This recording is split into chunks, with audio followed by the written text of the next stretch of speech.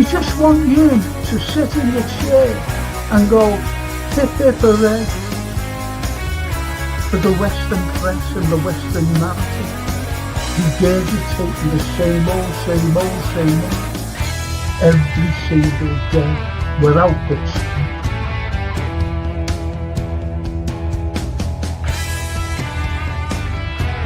Please watch the first two episodes, the second series. Look at that. Absolutely fascinating. And it was the first time the Beatles had really stopped being semi-professional almost.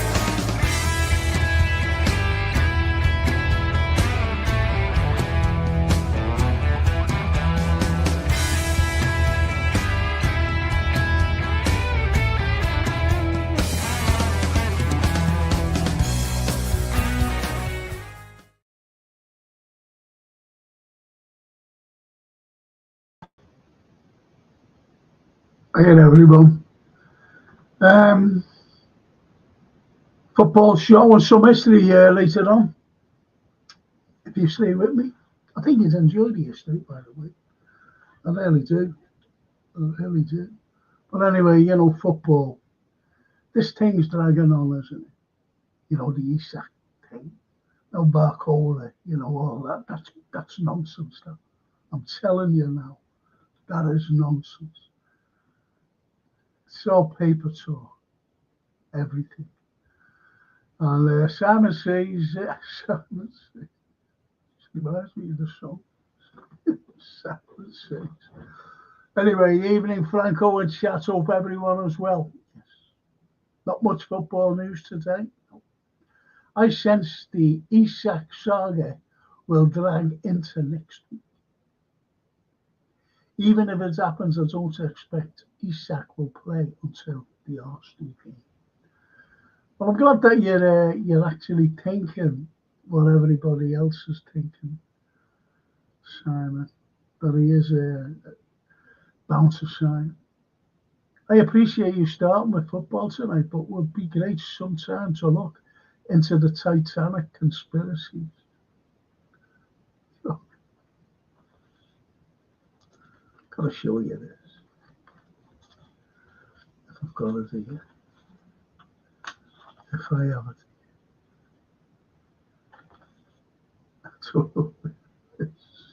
I don't know where it is. Is it there? Is it there? Is it there? Let me see.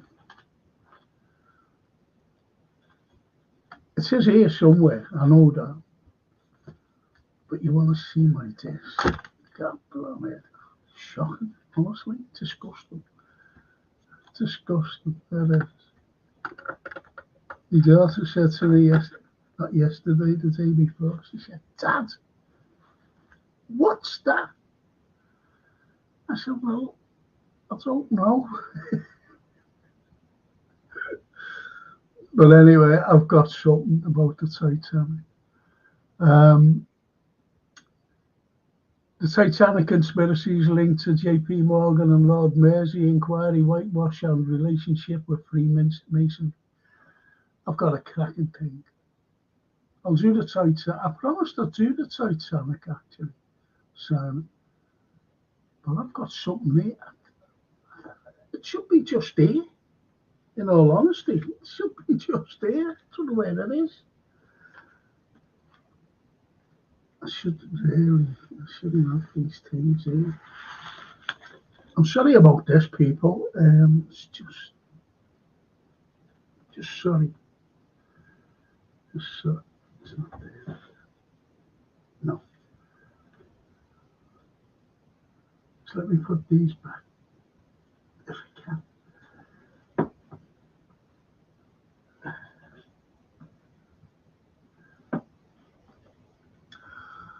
Right, did you know that Charles Laughlin, the baker on the Titanic survival, was due to the vast quantity of whiskey he had drunk? Also, Scotty Rhodes was the name given to the character Yeah, because they actually put down cobblestones from Scotland Road. That's my neck of the woods, Simon. So, they did put the corridor down, and they did actually name it Scotty Road. Because the majority of seafarers, the seamen, are from Liverpool. And as you know, the Titanic was registered here. Not only registered here, but it didn't sail from it. Didn't sail from it. And it's the last, people think that it was in France, the last port of call. It wasn't. It was in Queenstown, Southern Ireland, when they dropped off a priest. And he took the last photographs of the priest. Because the Vatican said, what are you doing on that? Get off. Get back to your diocese. Okay. And they had to drop him off. Yeah, I'll do that. Oh, the lovely Mia. Hello, Mia. Hello, everyone. Isak will happen. We just need. That's what this is about. All of the podcasts, because people they just want to go on a podcast and say about Isak. Barcola. Elliot. Darwin. You see, that's it. And they read from, news reports and whatever. And as you were Simon said, it's going to happen. Just sit back and let it happen. Instead of speculating. That's it. Good evening, everyone. I'm Frank and Anthony. Yeah, Anthony's on later. Yeah. Remember, use caps to help Frank and his poor eyes. Oh, come on, it's not.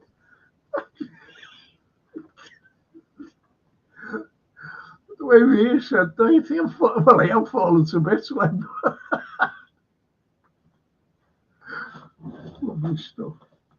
Lovely stuff. Callum, there he is. Callum. Do you know what? I wonder if, remember Darwin the goat? I wonder if he'll have to change his name to Isak the goat when we sign him. Or Ekatike and the goat. Just don't know. What's up, dog? Callum, Liverpool FC, Kansas City Chiefs fan. Oh yeah, I don't follow that football. If you're with me tomorrow night, I'm going to put on a thing. I'll have to send them on to Jason so we can put them on. You won't believe what the Americans think. Ordinary Americans, I'm afraid. And I've had some dealings with ordinary Americans, believe you me. What's up, dog? Johan.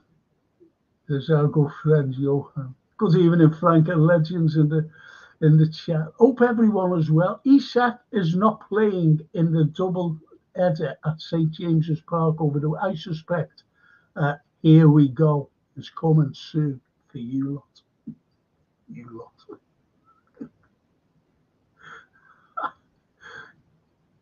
I love that. You lot. I say that, when I'm talking, and I go, and it's great of you lot to come on and you say, I didn't mean to say a lot of you lot, because you're all good people. And you know that. I Frank and everyone, like and subscribe, says Christopher. Thank you, Christopher. Still waiting for your phone call, by the way. Mia, Hello, Frank. Hope you are doing well. See, Mia, yes, yes, I'm doing okay. Not great, but okay. If you get me meaning. Jill Pullman, hiya, Jill. Jill. Even if Frank and every, Jill. Great to see you, Jill, honestly. It really is. Lovely lady. Lovely. George said, good evening, Frank. I hope you are well.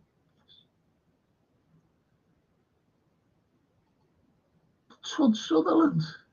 Todd.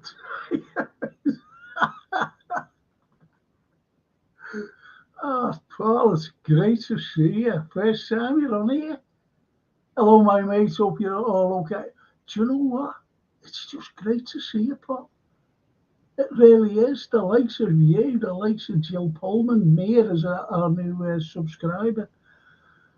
And it's great the rest, and see the rest. The others are, all subscribers and, very loyal, very articulate as well. Know the score. Yeah, it's great, Paul, to see you, honestly. And the likes of Paul, he doesn't go into all this, he said this and, barcode or that and that. He's this feet are on the ground rather than speculating. And he's always away with he's always sending little photographs of the sun. He's always away. Great fella. He lives by me, only lives over the road from me. He lives over the road from me, just a man. Great fella. Big red. Just like a soul. Big red. Good to see you, Paul, honestly. Well, Todd. He's called Todd. Always has been. From his teenage days right up. Going to match. Going away.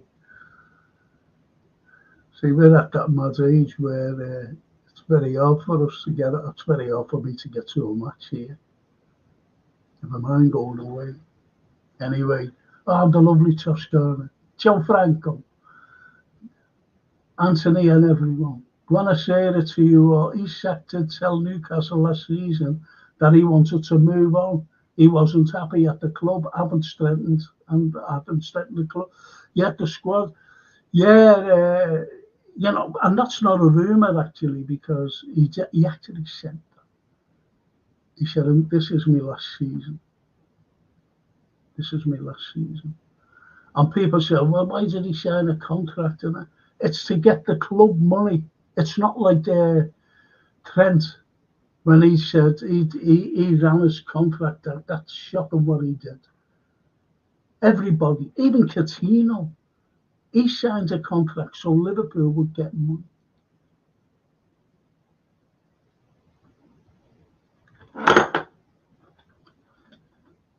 Salute.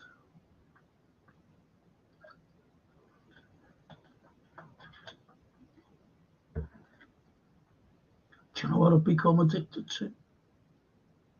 Hey, crisp butties. Only no flavour there. Just ready salted ones. Become addicted to them. Only have one a day, but an addiction.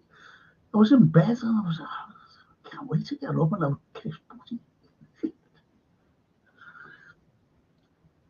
No, but you're right there, Toscana. You're right. That's he has been wanting to get away.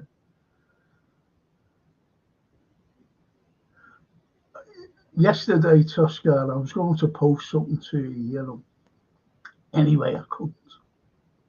Simply because I'm waiting for something to come back for me.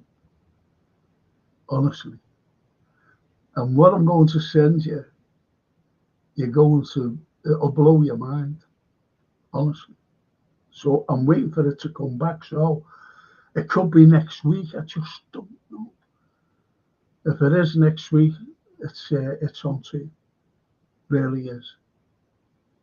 So don't be worrying. Don't be worried. And George says, I'm not bothered about Isak now. He seems to lack character and what to say if he joins and scores 40.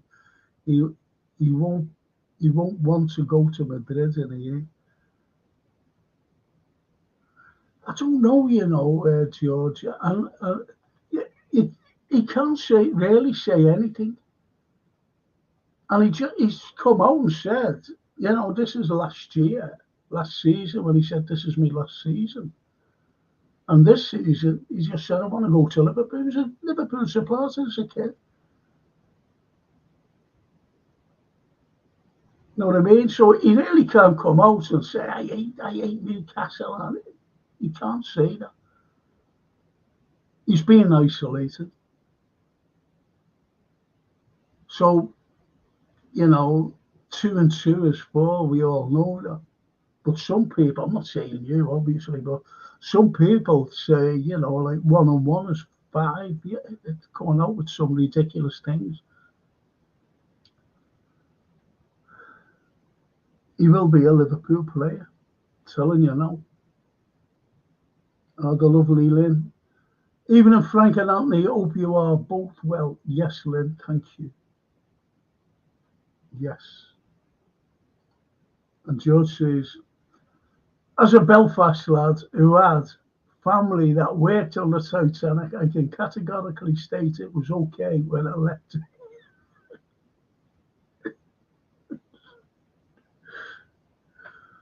I'll have to find that thing. I will find it. It's here somewhere. It's here. I had it. No one's nicked it. No one comes in here. I'm just looking there to see if it's there. But it'll be here somewhere. I've got a big library there, you see. Big library on that side. There, that way.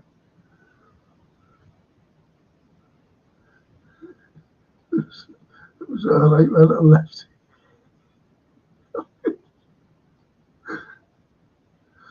Isak will join us the day after we play Newcastle, says Christopher. I think it could be actually, but I think even if he's signed now, he's not fit enough. No matter, if he's being over wherever he was in Spain and training with them, and he's on his own now, he won't play. Even if he's signing him now against Newcastle, he won't play. And Mia says, I was about to say, if Isak didn't happen, I'll gift memberships, but there isn't an option. There isn't an option. Mia. Oh, yeah, sorry. Caps, silly me. Yeah. Isak isn't even going to be in the squad for the Newcastle games. It's confirmed. He's not staying in a million years. There's another old mate of mine, Steve Mulholland. Hey Frank, I hope you got that. No, I haven't. I haven't got it. See, if you've sent it, if you've sent it to me, I think you've got my personal email address. But if you sent it to the other thing, I can't get onto them. If you send them here, it's Jason. And if anyone's personalised to me, he sends them on.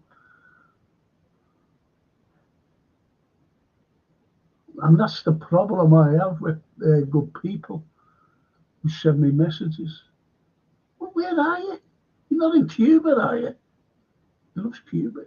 Let's go to Cuba, says Steve Mulholland. Tell you what, I wish I could go with him.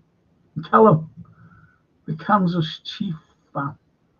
Hello, Mia.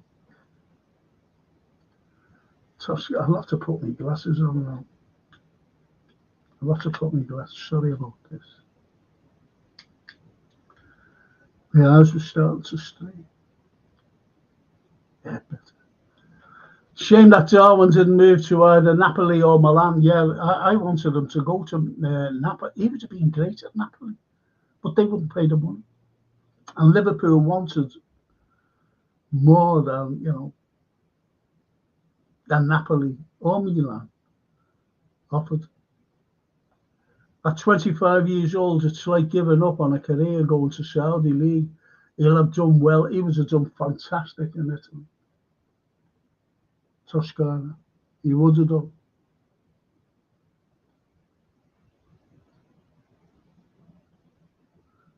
Callum says, yep, mate, I'm a dog.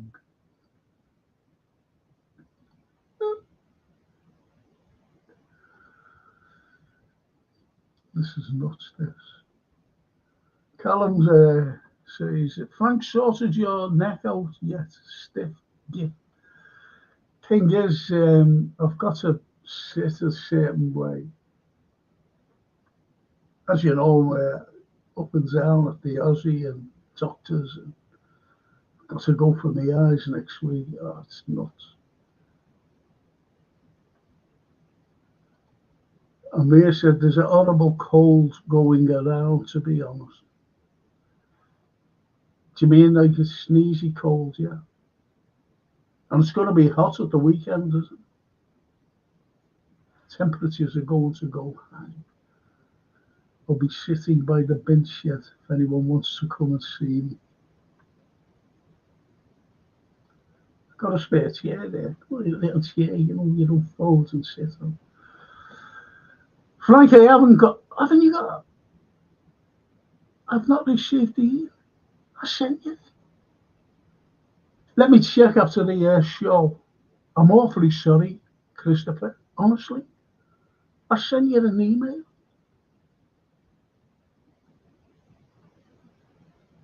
Honestly, I get loads of emails, you see. All these junk ones as well. Just let me have a look, see if it's. No, I sent you it.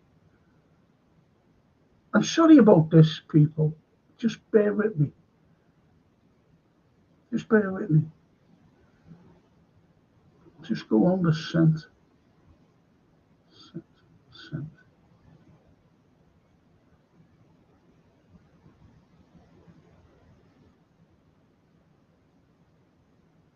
Oh.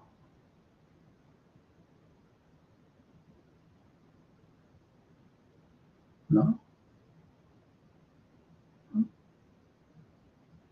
Freaking hell.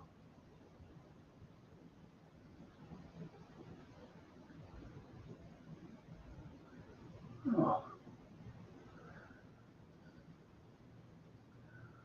I haven't sent you it. Promise I'll send you it tonight with my phone number. Because I said to you, it's a waste of me phoning you. Because what you said about, working and I said, well, you're better off phoning me, when you're free. That's what I say to Jason. That's what I say to most people. Because I don't know what they're up to. People work and I'll sort something out, Christopher. Honestly, I'm not like that. Still got the bloody thing for you as well. Still got it.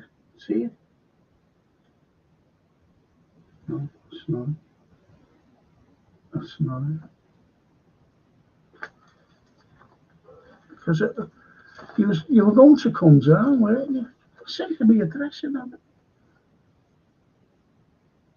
Not for you.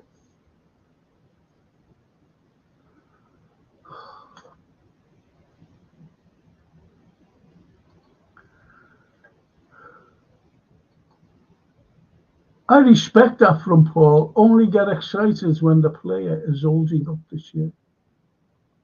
Shut that. Have I missed some? I miss things, I miss things. Did I miss anything from Todd?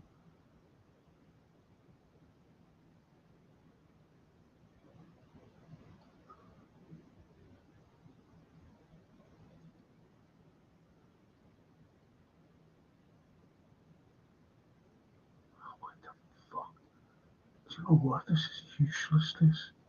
I am. I'm not useless, this fucking thing here.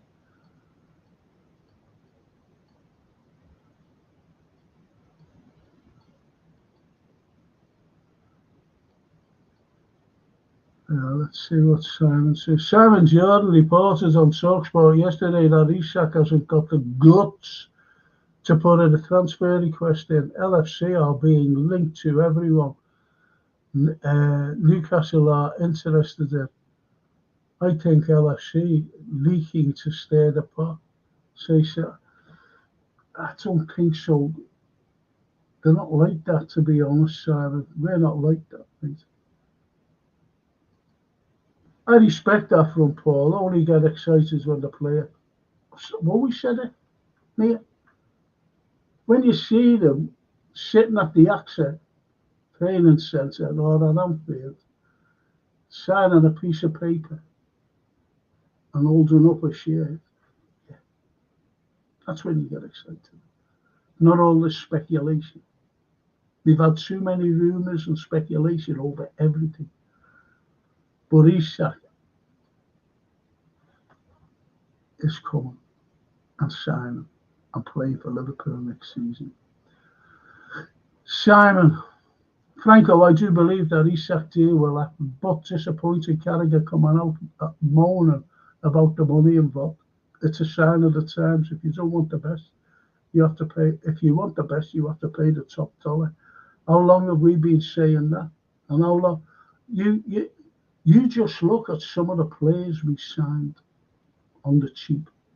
I don't mean now. I mean in the past. I've gone through it all. Poulsen, Konchesky, Joe Cole. Think about that. Balotelli. All these players. And I persevered with that. I had to go in the game. Just going, sign. Going nowhere. So you spot on there. You have to pay top dollar. Franco West Chris sandwich, Toyota cheese and onion. You can get them and say, that's where the shop in Sainsbury's. Lovely Tosca. No worries, Franco. There's no rush. I'm not going anywhere. Mille grazie. Mille grazie. Comprende. Gary the Rigby. Even Frank, even Gary. I don't know when Frank is ending the show tonight, but I'll stay until I have to go. Thanks, Mia. Mia, I've got something on my shoulder, you know. Is there any chance? That's what honestly has happened to me, that, because someone came out. And I hadn't seen this fella for 30 years at school. 30 years. And he's a vet as well. I used to see him in and around Anfield as well, you know. But, you know, he was over there and I was over there, but never got to chat. So anyway, I seen him one day. I was standing outside there, Liverpool Town Hall, as you did. Just being in and gave her a talk, you know, came up. And this fella come up. And he went, Frank. I went, all right, Bunsey, how are you, mate? And he said, you haven't changed. I said, how can I be you? I recognised you as soon as you were coming over. I said, how are you? He said, and he has a little bag with him. And he put it down. And he said, I'm going training. He said, I've got this pain. Oh, he said, I believe you're a doctor. I said, yeah. He went, I've got this pain here, you know. And I went, I'm not a medical doctor. And he went, honestly, never said no, picked his bag up, turned around and walked away. And I went, see you in another 30 years.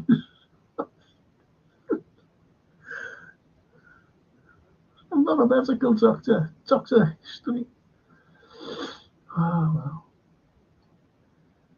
You can't beat a crisp butty, says Christopher. And Holton, hello Holton, I've never seen you on here. Can you subscribe to the channel, please, and press a like? Get the algorithm up.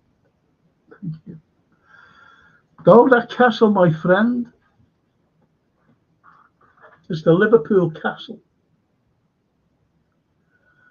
And it was built after 1207 and finished by, well, this is an approximate date, 1234. And if you've ever been to Liverpool, if you're not from Liverpool, that is, and if you're not and you've been to Liverpool, you'd see a big monument to Victoria, Queen Victoria. That's where it stood. Liverpool Castle. And you can actually, if you go to a place called Horwich, and on the banks of Horwich, there's a castle, and it's a replica of this one, Liverpool Castle. Horwich by Bolton. I used to take my students up there for a day out. Used to love it. Depends on what Christopher. Sorry, I mentioned. Listen, I've got to say this. I've got to mention these wonderful people. I really have. And it's Gap Painting Services for sponsoring the Frank Carlyle show. These lads, please believe me, they're fully time served. They know what they're doing. They're speedy as well. They're very quick. Leave a fantastic finish. They're fully insured. If you're an NHS worker, please, please, please get them in. You get a special discount. Don't struggle trying to decorate your home. Get these lads in and you get a special discount. And if you're an elderly person, please get them in. Don't struggle trying to climb ladders and little step ladders and everything else. It's so easy to have an accident. Get them in and you get a special discount. And even if you, as I say, I've always said, if you don't fit into those categories, they're dead reasonable. Don't struggle, decorate. Please get them in. That's how I done this. Broke my neck, fallen backwards, painting a bloody ceiling. So easy, and I was a lot younger then, by the way. So that's Gap Painting Services, the sponsor of the Frank Carlyle podcasts, every one of them.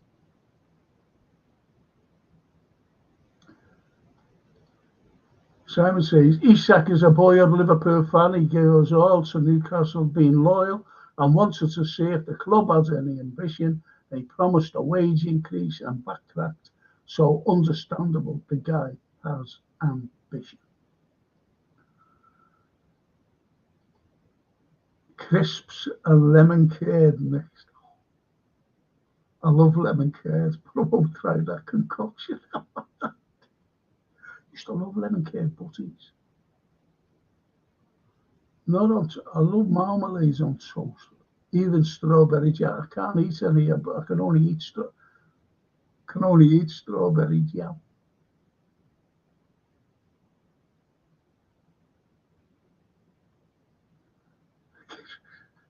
Mia says, has to be prawn cocktail with butter and bread, and it's a brilliant sandwich. You're like me. Prawn cocktail. I bet you when you buy crisp, you buy the big packets, mate. You get the ones, like a variety of them with prawn cocktail. There's always the prawn cocktail there.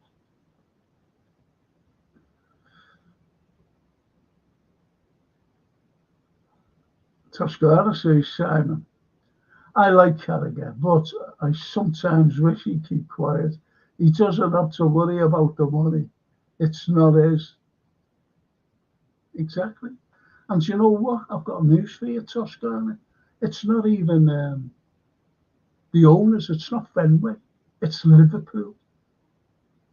It's the Liverpool Browns. It's you, me, and everybody else. It's the fans that go week in, week out. It's our money to spend. It's all the sponsors, everything. Albeit, like Fenway have got all these shareholders. They put money in, but they get a lot back, more so.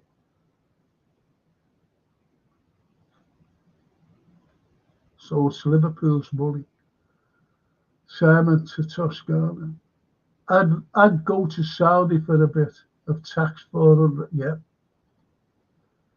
Tax free.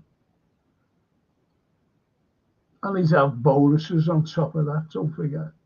So within a month he'd be a multi-millionaire. A month. In the sun. In the heat. Just I'm not in favour of a player power. I want 2 centre-backs. Yes, so do I. If Canate refuses to sign, I'd put him on the bench in a World Cup year. He would soon change his mind. I think he's signing though, George. I think he's signing.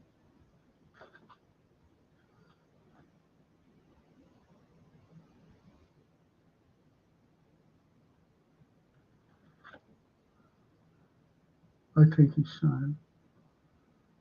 But you're right, we would say change his mind. And where am I?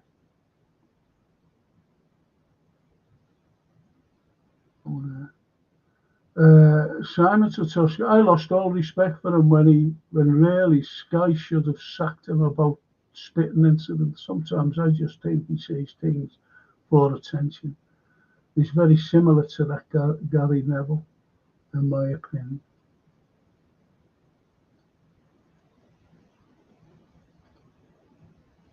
Johan to Toscana. The likes of Neville and Carragher and players from the past who moan about the prices of players now are hypocrites. Just look at what it costs to be a fan nowadays.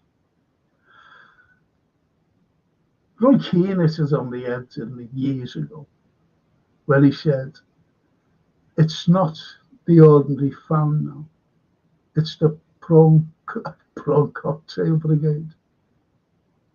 And he was so right. In other words, corporate. And that's what's taken over football. That's what's taken over football.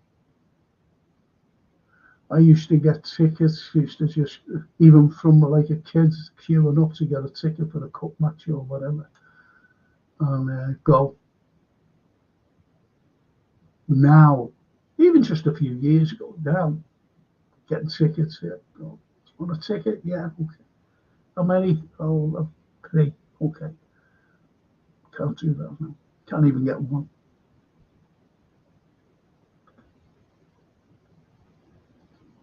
No worries, Frank, says Christopher. Thank you, Christopher. Thank you. Sanity. I totally agree. Fans in this country are ripped off and treated like cattle.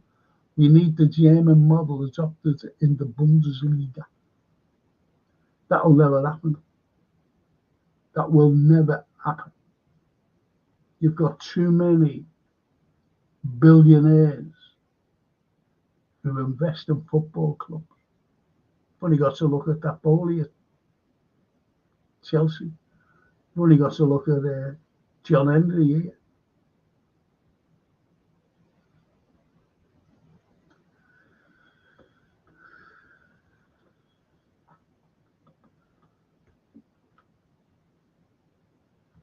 John Henry, MBE.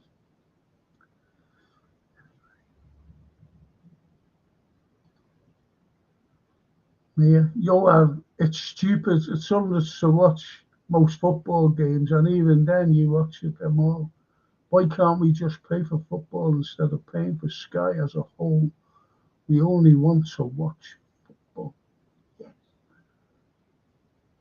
It's a big Swiss. It's become a big Swiss.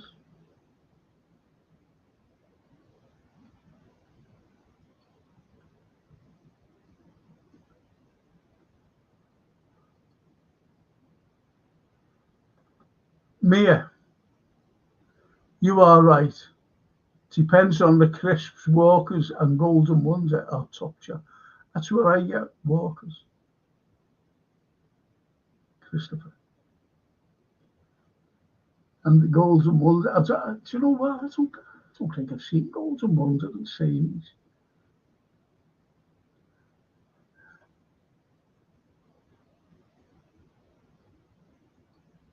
But I just get them. And you know, you're just sitting there, you feel like something savoury. If you've got nothing in the fridge, that's savoury. So I'll have a crisp butty.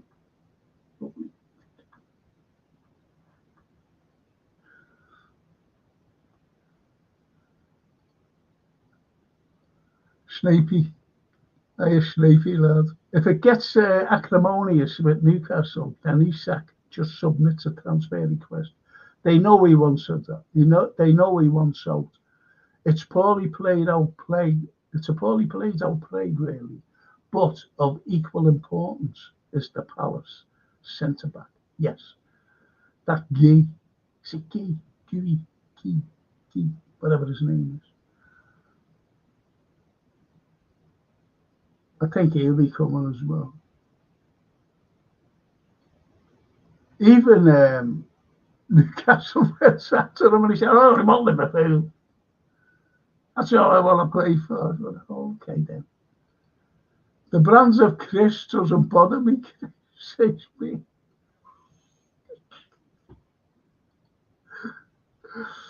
The Polo Mint. Hey, Apollo. You're right, Frank. The crap LFC players in the you know, Polo. We put up with it. It's about time we got top play. Yes, but I've been saying that for years. And this lot took over. Now they're all, they're FSJ, they're brilliant. It's only because of the revenue being brought in. That's what it is. The revenue's being brought in. You look at Liverpool, they're worth over 5 billion. 5 billion. That's what it's worth. You know, 42, was it 42 or 44? 40, did you say 42? 42,000 within 2 hours with Verts on the back, the solely.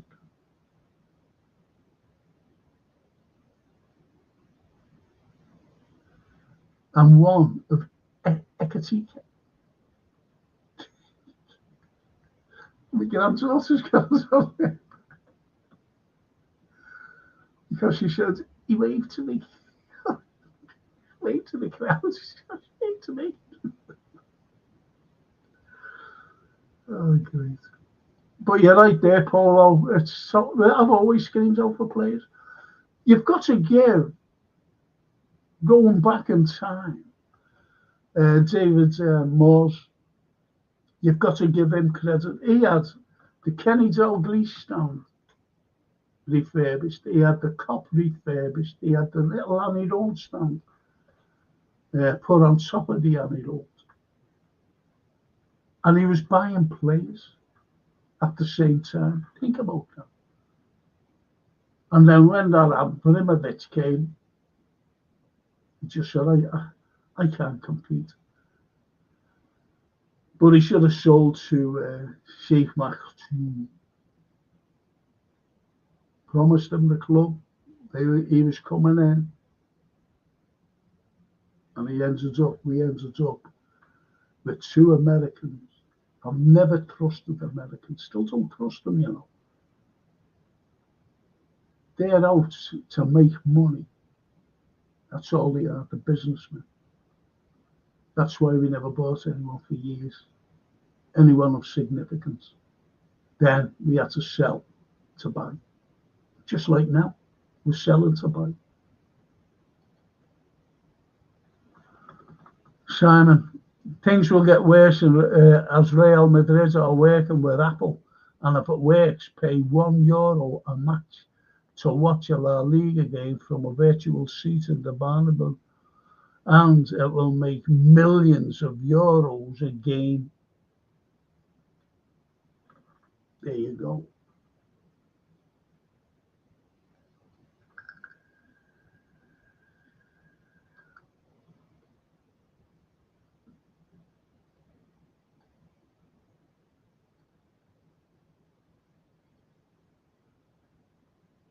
Smear says, I didn't get to see, but my granddad said Barnes was amazing, one of the best players he's seen. Have to trust him on there. Yeah, he was. This is when we were buying top-notch players. We bought Beardsley at the same time. We bought great players, but you had managers in place. You had the likes of Shankly, Paisley, Fagan. Kenny came in, but after a while, Kenny.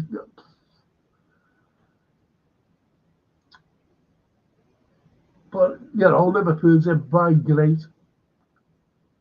We did. And all under David Moyes. Everything was under David Moyes, and he was trying to make the stadium better for us to go and enjoy a game. But he came under. I seen him. I said, "Why did you sell it?" He said, "Yeah." Then I got told why by Tommy Smith, of all people. Why he sold it.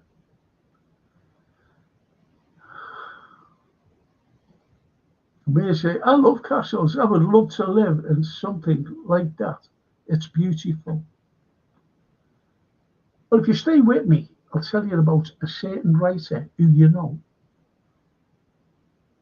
who loved it there. And he wrote half of his book there, which everybody knows the book. That's for the history just a bit later on. Lee Johnson. Good evening, Frank. Glad you like my face swap. I could not stop laughing at the final result. My face swap.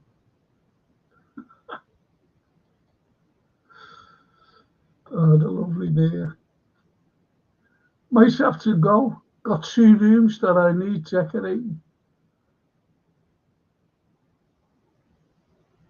Do you want me to come up and decorate them for you? Oh, Vera York. How you, Vera? Wow.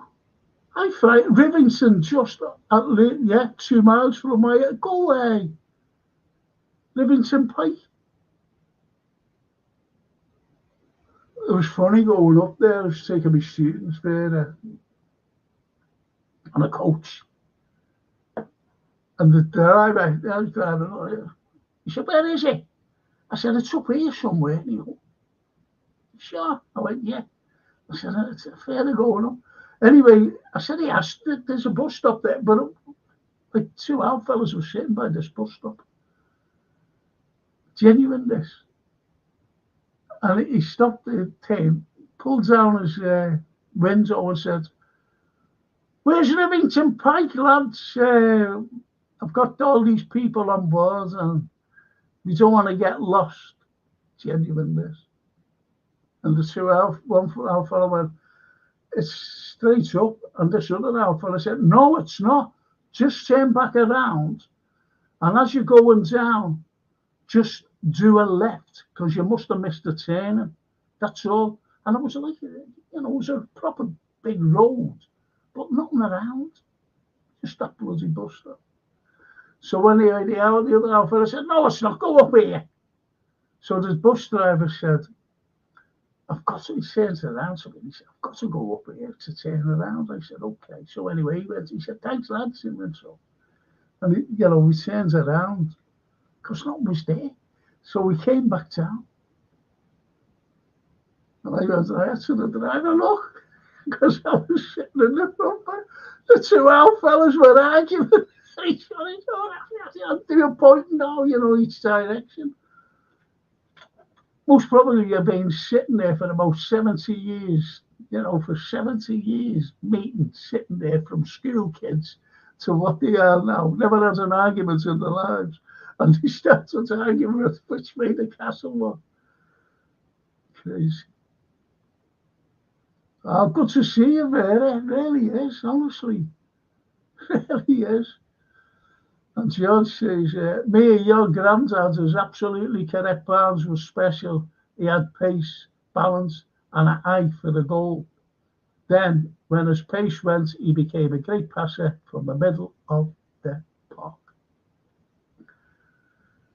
And as Joe Pullman says, crisps on toast. And I love brown cocktail. Oh, jeez.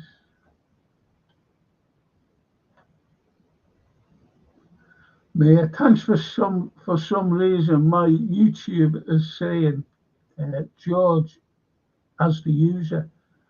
I'm sure it's George. I'm sure it's George, but yes, he also said his passing was good. Just all players are miles better than today.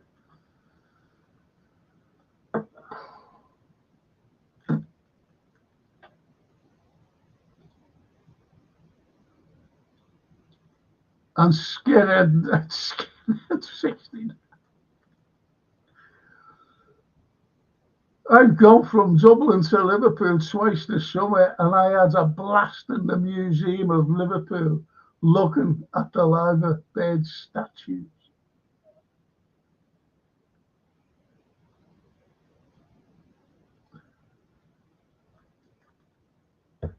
Just hang on there, Skinhead.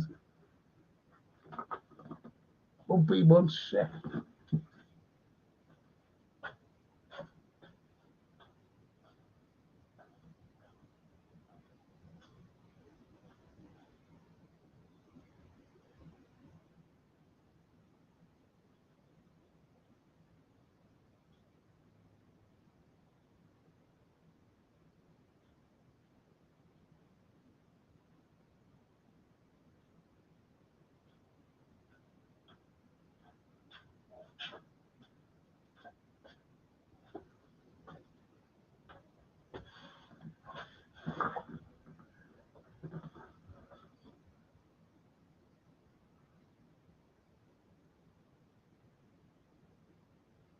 How about those two? Great, eh? Brilliant there. Love them. Two different ones. Two entirely different ones.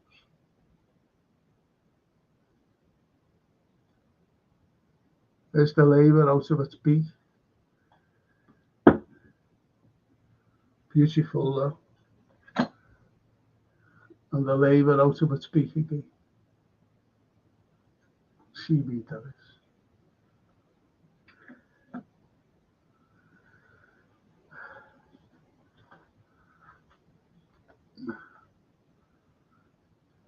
So I'm glad you had a blast there, Skin. Really, yeah. And come again, fella. Come again. You're always welcome. Vera says, hey Frank, Dublin, Liverpool Castle just off Lever Park Avenue. Yeah, that's incredible, that Vera. Really? Gary Ritchie. I love Dublin, especially the north end. Gary Ritchie. Fingers. Super. George, I really get angry when I know real local fans can't get ordinary. My daughter, you're not going to believe it, but she's been on the list for 22 years. I think it's more. waiting for a season ticket. Think about that.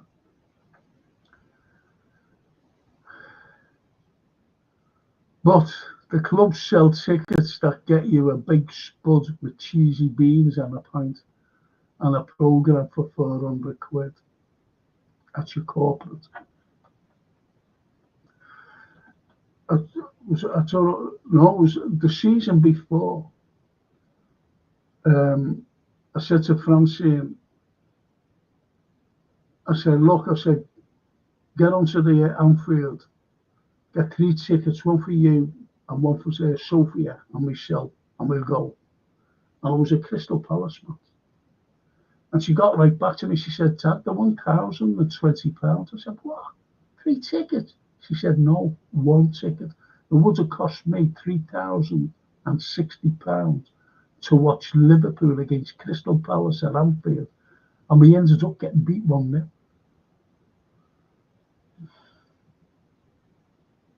Think that. Shocking. And, you know, Crystal Palace is not like Man United, is it? It's not Man City. It's not Arsenal.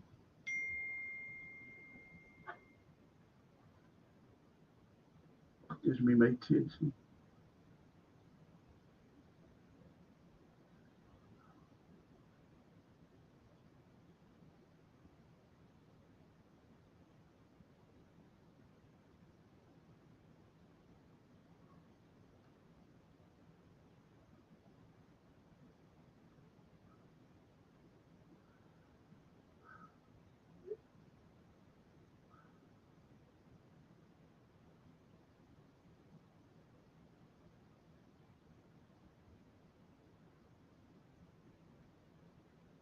Fuck off.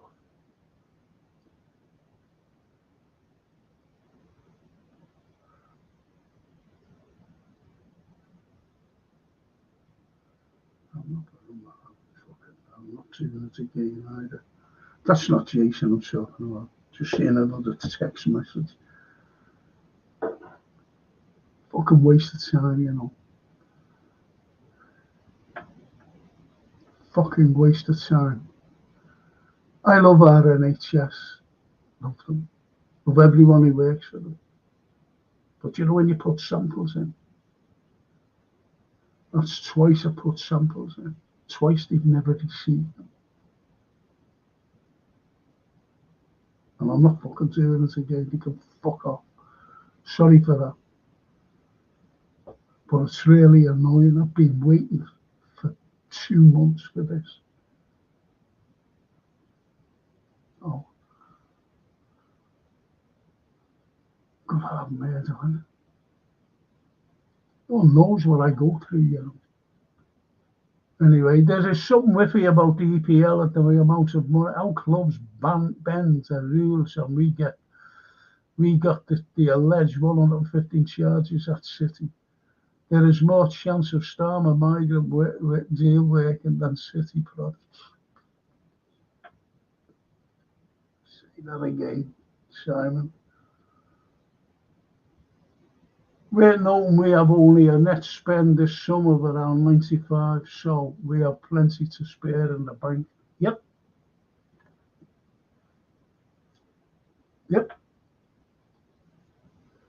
And toasties with cheese and onion crisps. Tremendous, says Barry Albert. Not so because I said I like crisps.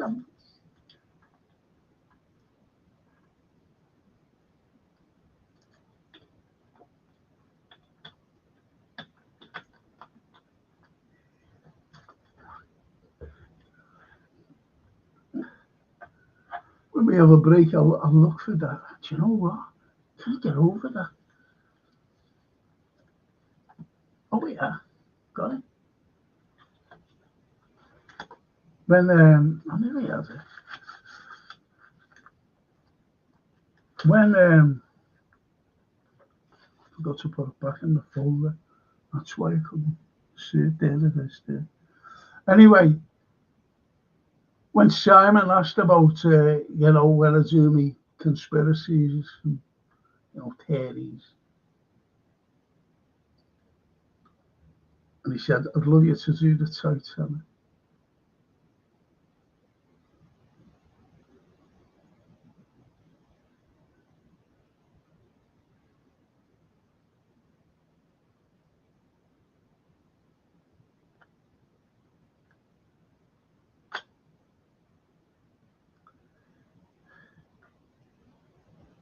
Unbelievable, that. The story behind it to make it as well. The story behind to make that documentary. Incredible. Weren't allowed to make it even. Anyway. Snapey, the club shop ran out of the letter A for Ekatike shirts. The nightclubs in town also reported a shortage of these, but I'm reliably informed that the whole another issue, that's a whole other issue. Yet this isn't the granddaughter,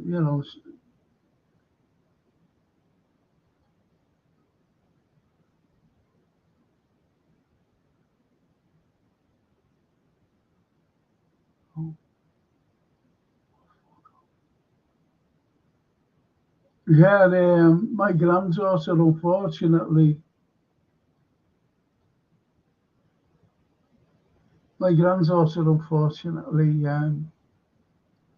she was really upset yesterday. So yesterday, the day before, whenever it was, she never got us on her back because they had no ease. They had no letter. And even other people, they were asking for others. And she said, oh no, we've got no this, we've got none that. But anyway, she got it done and she was made up.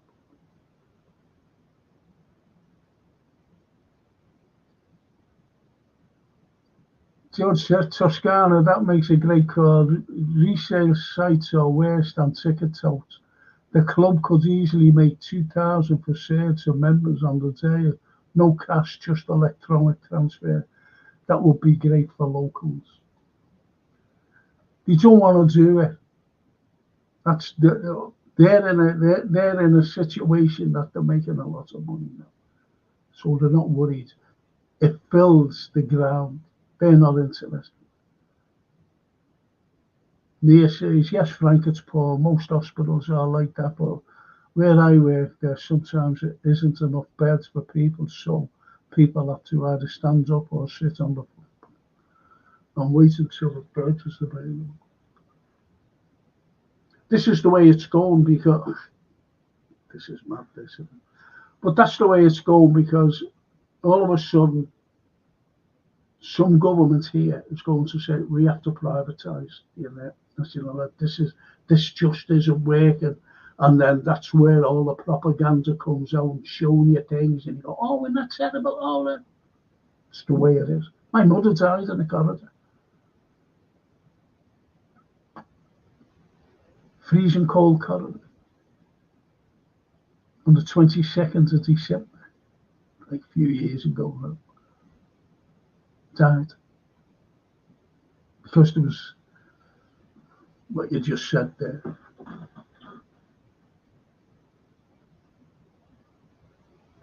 Yeah, just what you said. Buonasera, bella Italia. Buonasera. Toscana. So listen,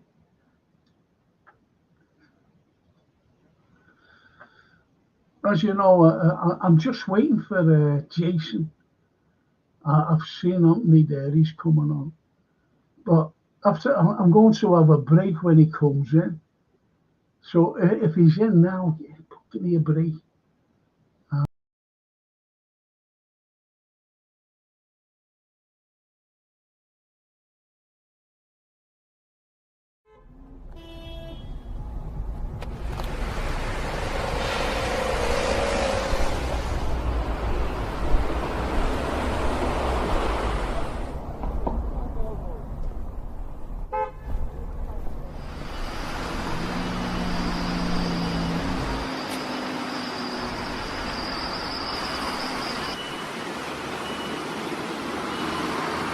Lime Street was known as Lambkin Lane because here where Lime Street station stands were lime kilns belonging to a certain Mr. Harvey.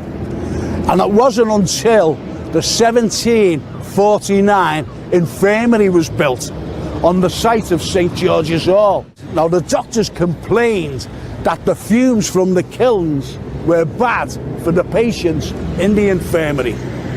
The kilns, unfortunately, were demolished around 1806. Therefore, with the demolition of the kilns and no kilns to be seen, they had to change its name from Lambkin Lane to Lime Street, which we fondly know today. By 1830, it was the great age of the railway. A mile or two up the road was Edgehill Station. However, the railway really needed to come into the heart of the city, and the chosen venue, Lime Street Station. Stations up and down the country were going to be transformed also, and Lime Street was going to be no exception, with Romanesque facades. Liverpool's first-class architect, John Foster Jr., was brought in to give the new station a Roman theme, Roman arches. And remember, until very recently, these arches were hidden away for many, many years by some hideous, hideous buildings. Look at them now. Just how John Foster Jr. envisioned in all the glory. And aren't they just beautiful? By 1836, and with the station in place, the infirmary had now become a lunatic asylum. The asylum had to go because it was only the rich people at the time that could afford to go on the trains, and they didn't want to see the lunatics walking about the grounds of the lunatic asylum. So the lunatic asylum was demolished in 1836, and by the following year a competition was held to build a grand building on the site. And this was the outcome: Harvey Lonsdale Elms's St. George's Hall.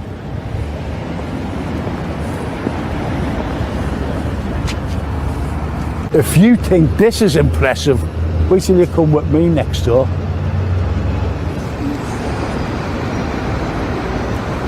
How's this for a B&B? Because the rich people coming into Liverpool couldn't stay in lodging houses. So Sir Alfred's Waterhouse built this magnificent Western hotel. And at one time, it was huge for the amount of rooms it had, 300 in total. Prior to the First World War, Liverpool's red light district was down at the pier head. And for obvious reasons, the area became restricted at the outbreak of the 1914-18 conflict. So from the pier head, all the prostitutes had to ply their trade here at Lime Street Station. And who's the most famous of them all? Maggie May.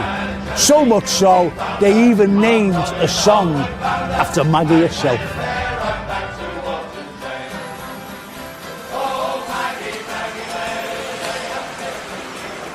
Here on the plateau stands a statue of Major General William Earl, a Liverpool lad who was actually born in 1833, Hope Street. William Earl joined the army in 1851 and rose through the ranks, achieving the rank of Major General in 1880, the same year that Liverpool received its city status. He sailed up the Nile and his commands were split into two. He went on to fight the enemy who was actually skirmishing with the British, and his other commands went on to Khartoum. Unfortunately, the following year in 1885, he was killed while storming the enemy. He was brought back to Liverpool to be buried at Allerton Cemetery. The statue was unveiled on December the 16th, 1887, and the sculptor was C.B. Birch. And here are our wonderful cenotaph, along with thousands of others. He's remembered every year.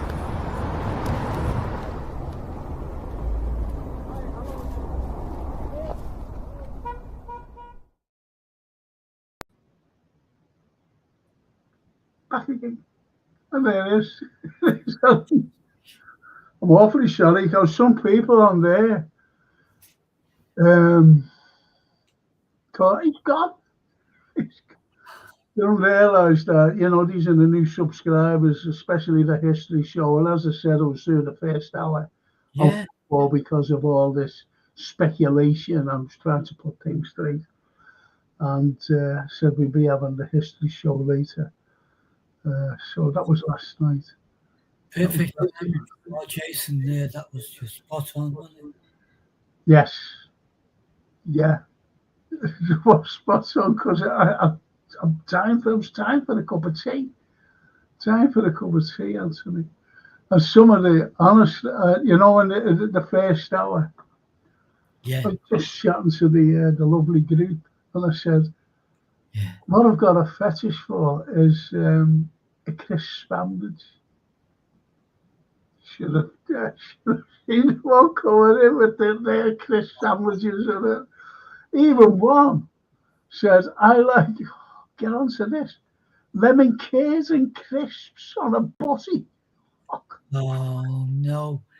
I caught the last couple, and definitely for me it would be cheese and onion toasty and a bag of crisps.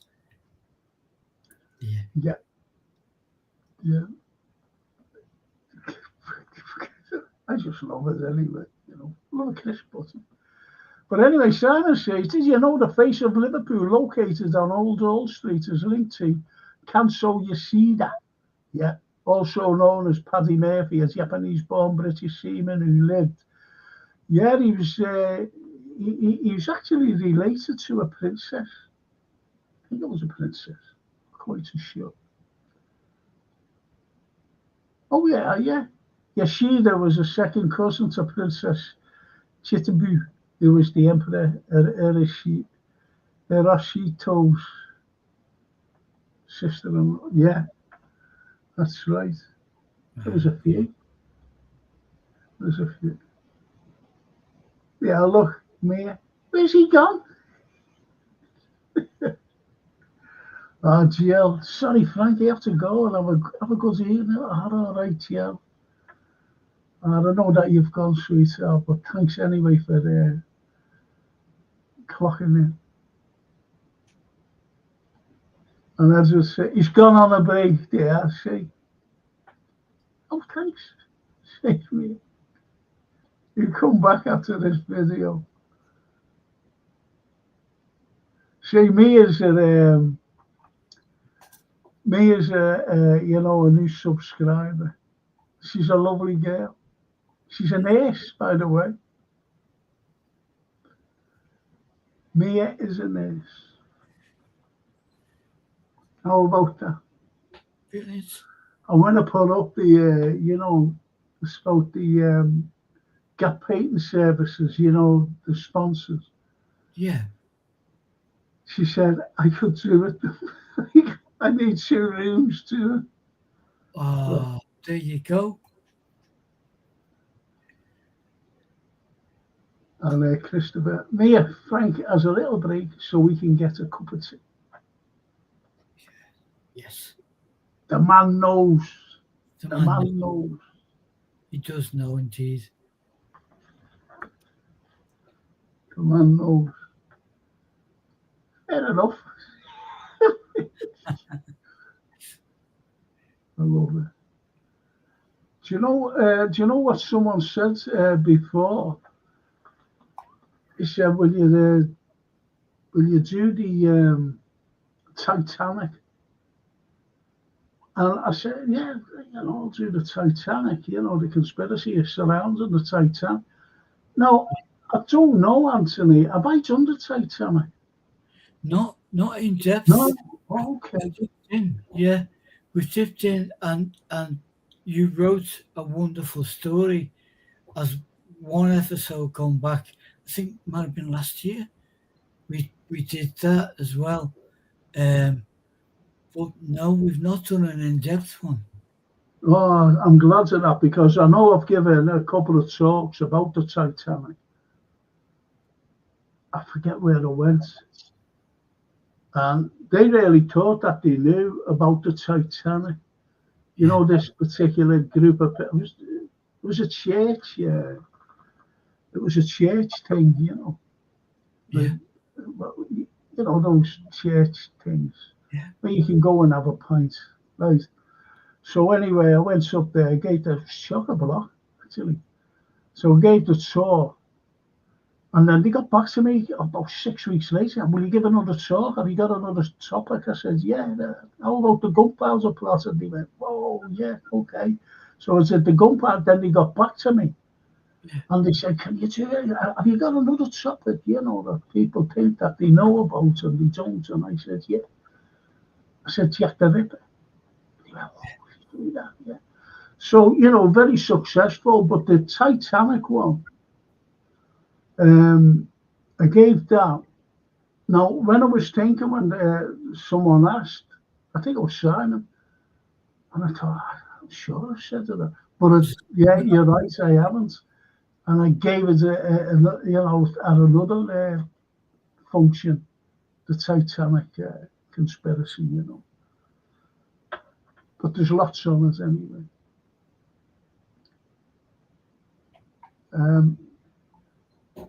Frank, have you mentioned before about Michael James Whitty, who plays a crucial role in establishing Liverpool's police force? And what has happened when Michael Whitty, he became chief constable of Liverpool, and at the time there was terrible sectarianism going on.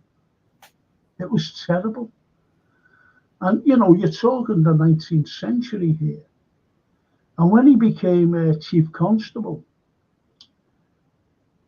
see, I don't like, there's a couple of subjects I don't like talking about because I don't like upsetting people. Because I've given lectures when I was lecturing. Yeah. And when I've spoke about sectarianism, one half of them said, you're favouring Catholicism. And I said, no, I'm not. That's what you call balancing out.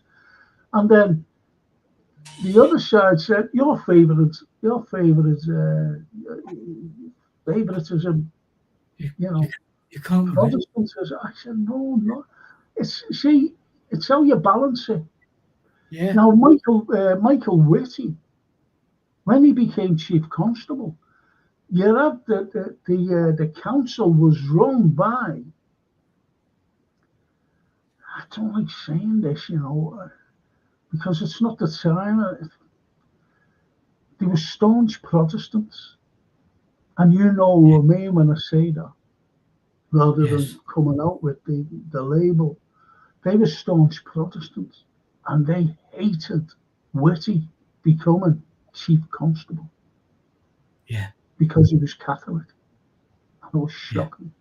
So you had all this going on at the time that, you know, we needed, you know, we did need some sort of balance. It was shocking what was happening in Liverpool at the time. The fighting. It was St. Patrick's Day, for example. You know, you had kids who knew nothing. They just like had little processions and things. You know, Paddy's Day. You know, the processions, Paddy's Day. You know, banging the drum, and then you had the 12th of July, and again, you know, the marches and. It's like that horrific thing where if you brought up in hatred of other people by your elders, you follow the same path as a rule, and it kind of still goes on. I know you've had some nasty experiences. I've not had nasty experiences, but I've seen that it still goes on, and It does. I like to think of Michael James Whitty as he was the founder of the Liverpool Daily Post, wasn't he? Yeah, he was. After his police work. And Yeah, he was. came up. And it was down Seal Street, you know the offices. It was down Seal Street. And the building's still there. Wow. And I've shown people. Do you know when you come out of Maggie Mays and you just go down, you go left and then you go down Seal Street. And I've had people with me, and I said, yeah, look, I said, show you this. And I showed them where the first Daily Post and Echo offices were. Yeah. I said, look at that. And what you've got there is a massive liver bed. No one sees it because it's in a, you might as well say Sale Street, as a back street. Yeah. And no one looks up. Wow. And they were there. It's still there, the building. It's not what they are now, Yeah. Well, that was kind of the fate of Michael James Whitty, wasn't it? That after he died, he was kind of buried to history. I remember our dear friend Mike Kelly researching him because he found, I think he found a grave, which is almost an unmarked grave. And I think the Daily Post, which was still active then, and the Echo, they put in or worked with a crew of people to put a tombstone on it, which was a shame because he was a hero to the city. And his daughter, Michael James Whitty, if I remember right, you can correct me, was the first ever dame in the country. She was an actor, and she became Dame something Whitty. Dame May Whitty. Yeah. I only watched it the other day. It's funny. I only watched Dame May Whitty, and it was a colour version of The Lady Vanishes with Michael Redgrave. Wow. And what's her name? Margaret Lockwood, beautiful Margaret Lockwood. Wow. And it was, I think it was Hitchcock. I think it was 1937. And Dame May Whitty was in it. Wow. Right in the back of the net there, Frank. I tell you what a way to round that up. Yeah. What a remarkable family. Oh, brilliant. Oh, absolutely. Absolutely. There's loads of connections, Amir said, we knew you were there, Frank. No, you didn't. You're in the kitchen. You're in the kitchen. He's gone, she said. He's gone. Where's he gone? We knew you were there. I love these people. And Simon says, it's like that song every time. He later became newspaper, we just mentioned that, instrumental in abolishing the newspaper stamp duty, paving the way for the first penny daily newspaper in the Daily Post. Yeah, which I thought was a great paper. Yeah. Yes. Hi all. Sorry for my ignorance. Hello all. Hey, have me, Christopher. Johan, good evening, international artist, Mr. Brown. Hope you're well. Good evening, Mr. Kindness himself. Thank you, man. Mr. Kindness himself. Yes. Go along with George said, good evening, Anthony. Glad to see you. Hope you're in fine form. I am, George. Thank you. Good evening, George. I am in absolutely perfect company, so I'm in fine form. Yeah. There you go. And George says, may I be the only person here never to have a crisp butty? You don't know what you're missing. My gosh. Yeah, you don't know what you're missing. I don't think that's a sin, but it's not far off a sin. No.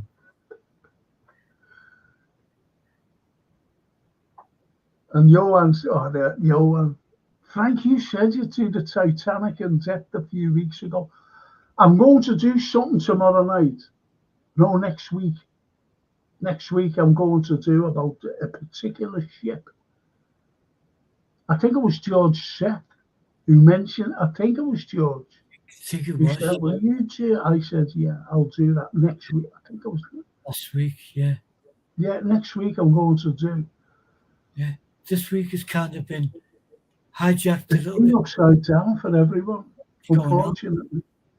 Yeah, Honestly, it's sad. it would Go be on. wonderful to hear also, from a historical point of view, the tie-ins to Liverpool and the area and Titanic. Yeah, yeah. I mentioned a little bit before, you know. Yeah, But I will do it. I will do it because I'll do it a week tomorrow. Promise. Because it's definitely one of the big conspiracy theories. See, what I'm going to have Jason put on is, like a list of, conspiracy theories all over the place. yeah, The likes of JFK, the likes of the Titanic as well. You see, so, and John Lennon's murder. yeah, So I'll have all these, like, proper conspiracy theories. just, The landing on the moon, for example. yeah, So it'll be things like that. I'll have a list of them yeah, at the back of me. yeah. And that's what I'll do. And I promise you now, and Anthony will remind me that a week tomorrow I'll do the Titanic. No, is it a week? Yeah, no, yeah, no, is it? I don't know. When are we doing the?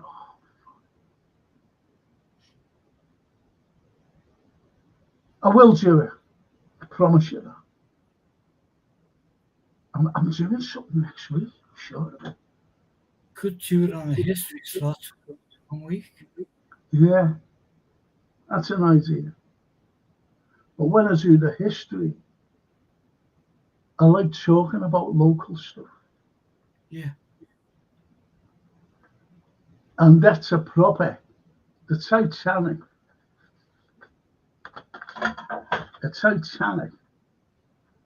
is a proper conspiracy theory.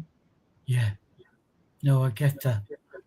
Yeah, It's it's a conspiracy theory that has been lasting for years, and it's totally different from others. If you know what I mean, it's totally different from other theories. yeah,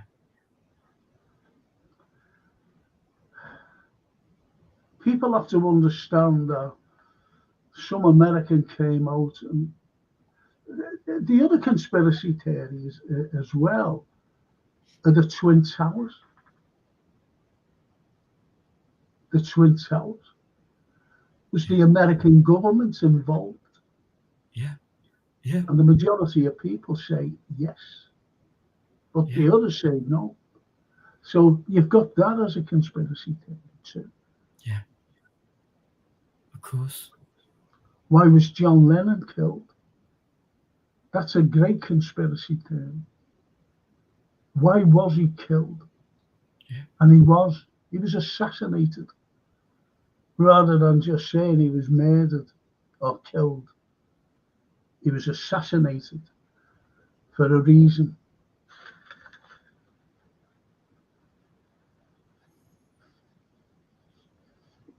I think you agree with me on that, Anthony. Thanks, Johan. Thank you. I'll definitely do it. Frank, did you ever do a show on Big Jim Larkin? I must have missed it. We've spoken about, on the ordinary history show, like what we're doing now yeah, on a Monday night. We spoke about Jim Larkin. And yet they've got a museum about him in Boston, Mass. And not here. And it's not a conspiracy theory because as I said about sectarianism, people don't realise how bad it was here. And it was shocking. So you have people going, we don't want him up. We're going to use him about him.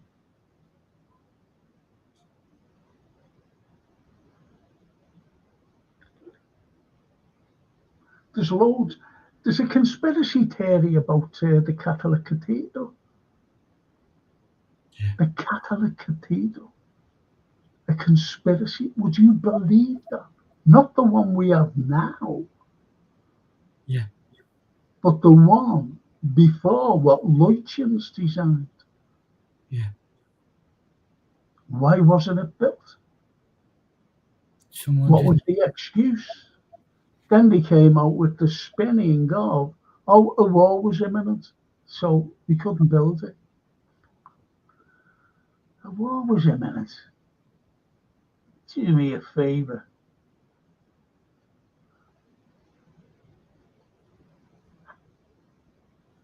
Bella Italia.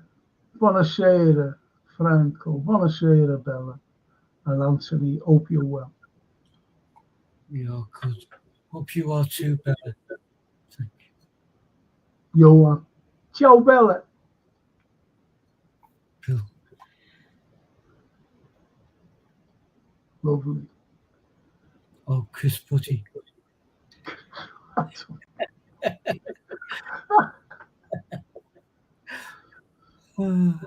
George Seth says Toscana. Oh, you've got to give us a try. I recommend cheese and onion flavour. I tried to get my cousins in Italy to try one, but they walked off saying she's not with us. Wow. She's gone nuts. Yep. She must have said she's mad. My mum got me on them when I was a kid, in the days when they used to make their own crisps. Yeah. Paper thin wedges of potato and put them in the oven. Salt and shake. Oh. Along with banana butties. Yeah. Do you know what? Until recently, every morning I had a banana. Yeah. But do you know what? And that's every morning.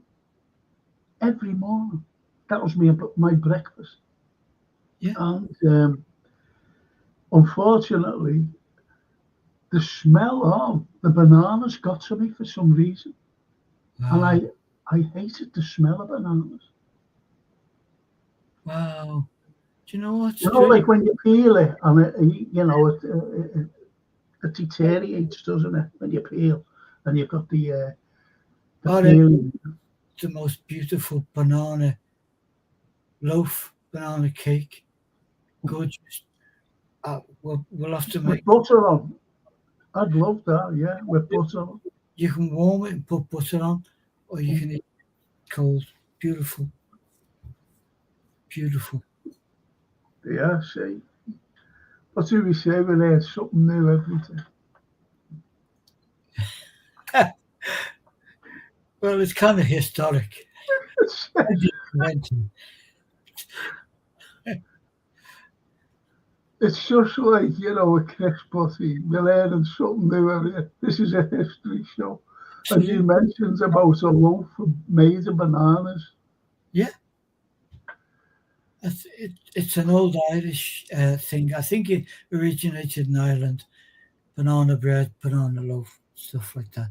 It's a great energy source. Piece of that. Is, yeah. Mad, isn't it? Yeah. And the smell, nothing good stuff. But that was just the peel, after I peeled it. Yeah. And Simon says, Billy Fiore, otherwise known as Liverpool's first pop idol, resonated with a generation contributed to Liverpool's vibrant music. I forget what it is with it. You know this, Anthony. On one of my DVDs, I did a lot about Billy Fiore, by the way. It's on one of my DVDs. Yeah, I'll get Jason to look us up. dig it out. Yeah, but our friend Tom Murphy did the statue on the waterfront, Yeah, and it triggers a lot of memories. And there's also, I think you can still see it now. There's the historic recording studios, which was opened by the wonderful Percy Phillips in the 50s, and Billy Fiore used to record there before the Beatles. The Beatles, as the Quarrymen, recorded there. Yeah, is kind of DNA is still very much in the city, as it yeah, should, with all of our greats. yeah, yeah. Billy Fiore. Billy Fiore. And he says, he equaled the Beatles' record of 24 hits in the 90s, although he didn't achieve any number one hit. No. That's the big difference, you see. Yeah, but the Beatles. Halfway to Paradise. That his major hit. Halfway to Paradise. It was, wasn't it? Really? It was a big hit. Yeah, yeah. Larry Parnes was a Londoner, but he's like a Simon Cowell of the generations. Lennon and the Beatles didn't like him, although they did tours with him. But yeah, he became Tommy Steele's man. He became the manager of many other kind of not as big as the Beatle acts. And it's that thing about going your own way, and we talk about it throughout our literature show, and I love it, and it empowers me every day, where people say, you've got to do this thing, stand in line, and then, you make a few bob, due on, I'll go my own way, might get there, might not. And they Well, Simon, it's funny what you're saying there. Did you know Larry Parnes, as manager, held auditions in Liverpool for a new group to back Billy Fiore? Among those musicians were the Beatles, who were called then the Silver Beatles. Yeah. And it was Alan Williams who got them the kind of auditions. That's what's coming on in October at this new theatre. It's not a new theatre, but the Epstein Theatre, which has now been taken over again, is now open. Our Drew in this one. Drew is in it. He plays Alan Williams. Does he play Alan Williams, does he? He does, yeah. Do you know what? I was in the Grapes, and also, a couple of friends, and Alan was there. Get onto this, Anthony, you'd love this. Yeah. I went in, and anyway, there was only four of us, and Alan was there, And he's a lovely fella, Alan, wasn't he? Really lovely. Really bubbly. Never fucking sober, But anyway, I went like that. And it was in the afternoon. It was a Saturday afternoon. Yeah. And it was a lovely day. So it was my turn, and I said, yeah, what are you on? And I looked at him and I went, say like, Anthony, what do you want? Toscano, what do you want? Simon, what do you want? So by the time I got to well, I went, and there's what he did. I went, and he went, he's forgot my fucking name. He's forgotten my fucking name. But he never just said it to what he was saying around to everyone. He's forgot that's my why your album never came out. Do you know what? It was, for me, it was like that scene out of Alice in Wonderland. I know we're not talking about literature, but it's like, wow, totally a surreal scene in the pub on Matthew Street, the Grapes, and there's Alan and Bob Wooler, And I'm just thinking, for all of my life, I've known their names. No, because the Beatles stuff and Bill Harry's Merseybeat Paper and all the things. It's just legend, isn't it? We call them Legends, yeah, of course. too easily. These were legends, you know. Great. I love that.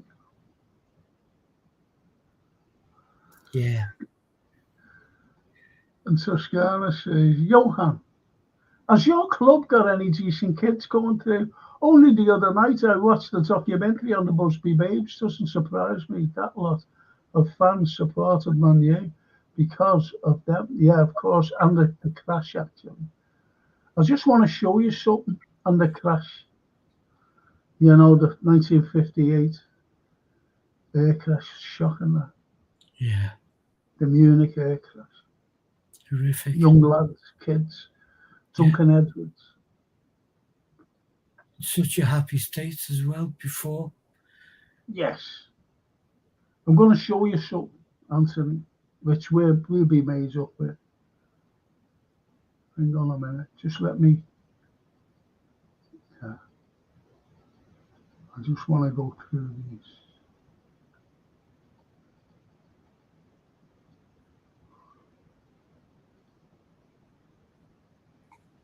That. Wow. Now, that was being erected in 1934. You know, to be opened in 1934. Wow. And Herbert J. Rouse is one of the most fantastic black granite, scalloped it was. So it was Corinthian, it was Greek, because what you've got at the entrance to the Mersey Tunnel are two arches, and they are Greek arches, triumphant arches, and that was one of the most beautiful Art Deco lamps in the world, not just now, you know, not just, I mean, anytime, anywhere in the world, Art Deco. It was beautiful, gold top, gold everything. And they pulled it down.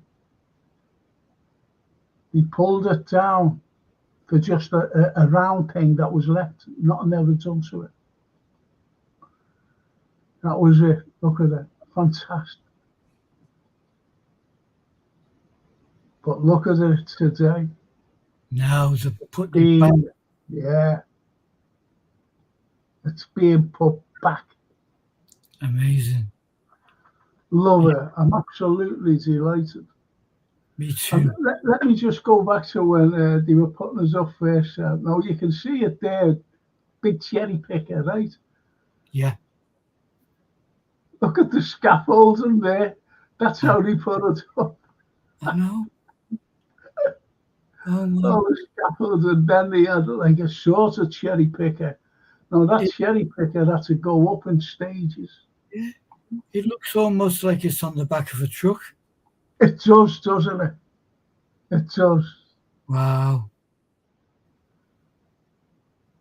So, you know, I'm absolutely delighted with it.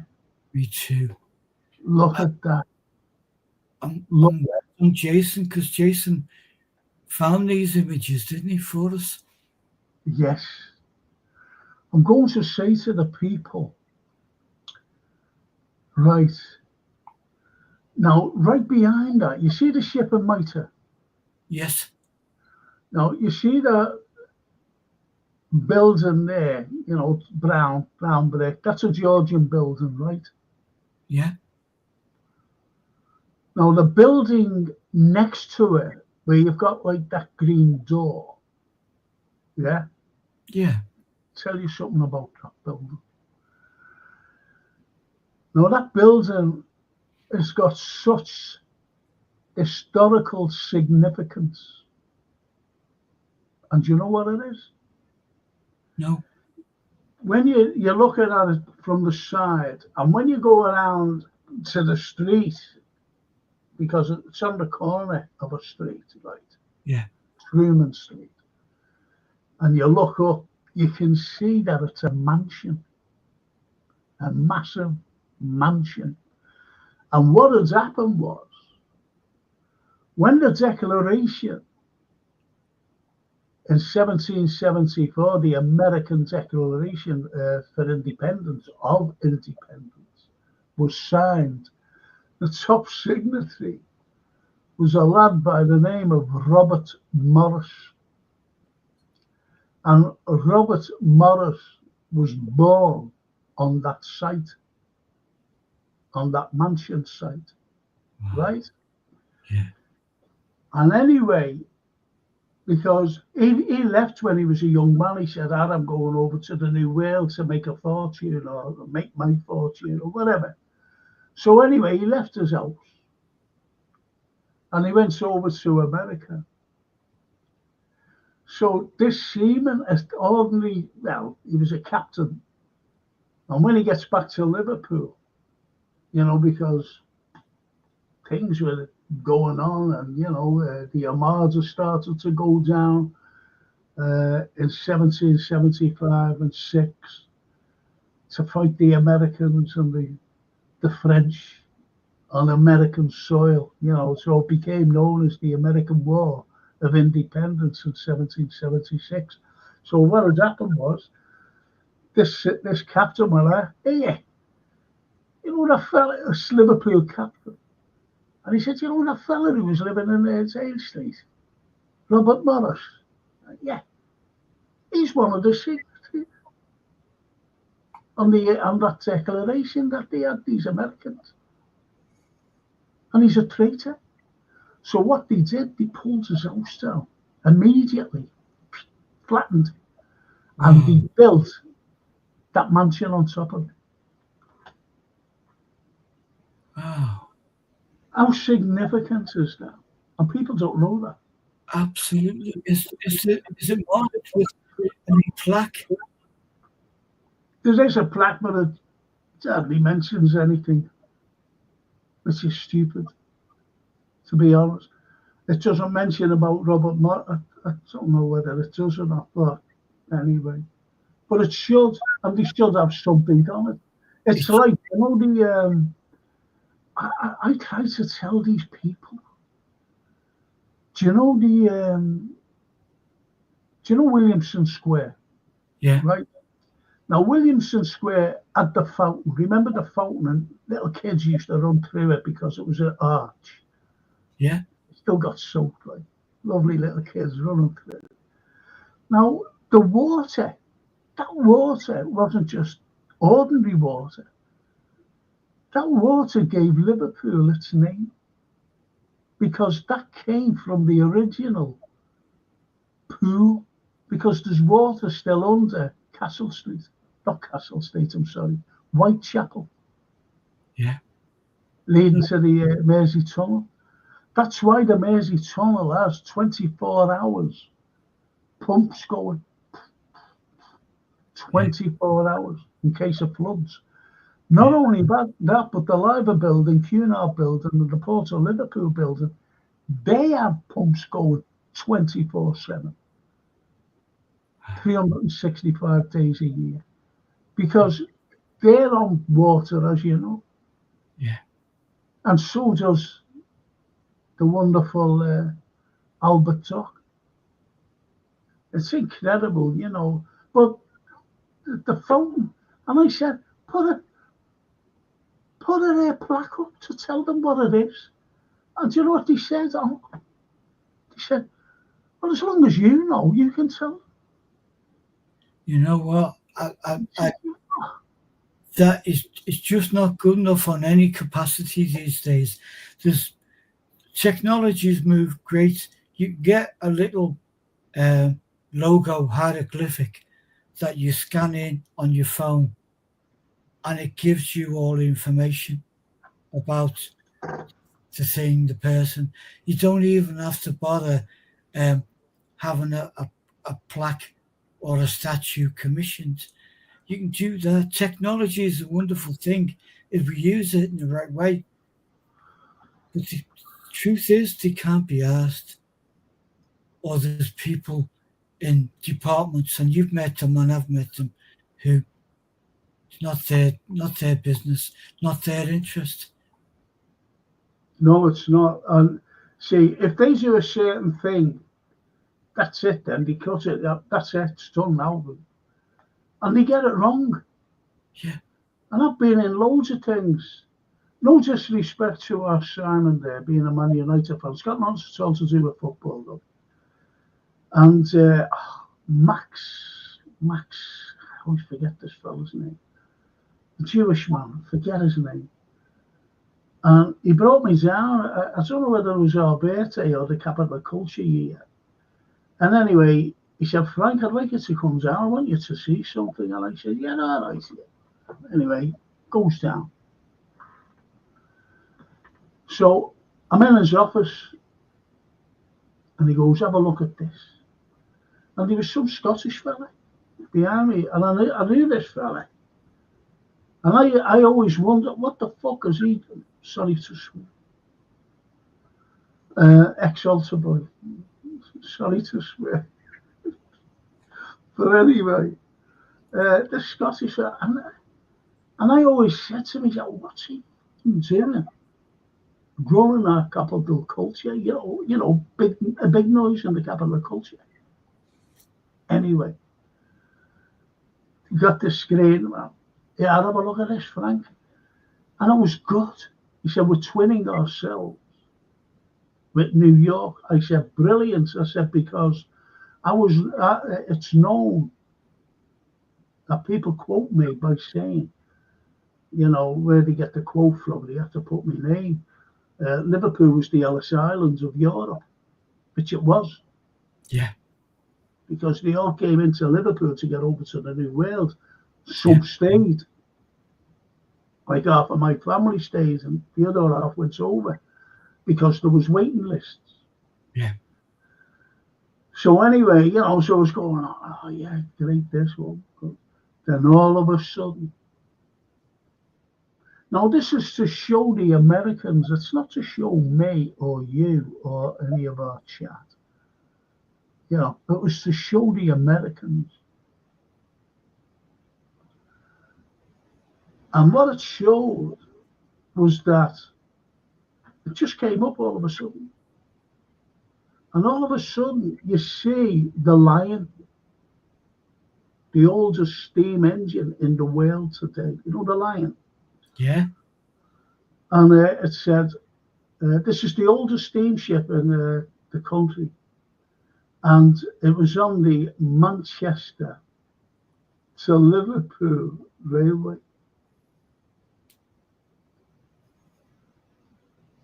Liverpool, Manchester. And I said, well, stop. And anyway, they paused it. He said, what? I said, roll that back again. Can you roll it back? He said, yeah. So it went on to the, you know, the previous thing, film. Then that came up. I'm sorry about this. I'm dead itchy. And anyway, this is the oldest steam engine in the world, the only one left from the era. And it was used for the Manchester to Liverpool Railway. Now, if you were a New Yorker, the first railway system in the world, he said as well, by the way, passenger railway system in the world, it said, you know, on the thing. Now, if you were a New Yorker and you watched that, what would you think automatically? Well, you would think Manchester is the more progressive city. Exactly, that it's their Lion. Yeah. Not only that, but it was Manchester that did the railway system. That's what you'd think. And I said, fuck. He said, oh, you know, but no, there are some bright Americans. I said, are you kidding? You know, I said, get that fucking changed. I said, it's the Liverpool to Manchester Railway, and you've got to emphasise that that's our Lion. That's the Liverpool Lion, not Manchester's. it's Liverpool's, it belongs to Liverpool. And do you know this fucking Scottish fella? Do you know what he said? He said, but it's in the Manchester Museum. I said, I don't where it is. I said, it's Liverpool's land, and we should get it back. It's not theirs to keep because they borrowed it. They were doing a little programme about steam engines. And they borrowed it, you know, like going back to George Stephenson's time and the rocket. And anyway, they were doing that thing, you know, whatever it was. And I said, it belongs to Liverpool. We built it here. It's Liverpool's here. It's here. Yeah, absolutely. And so annoying. That really annoyed me. And I got up and walked out. I said, oh, fuck off. I said, you're going so well there and a load of bollocks. You've ended up with a load of... But Frank never got invited back again.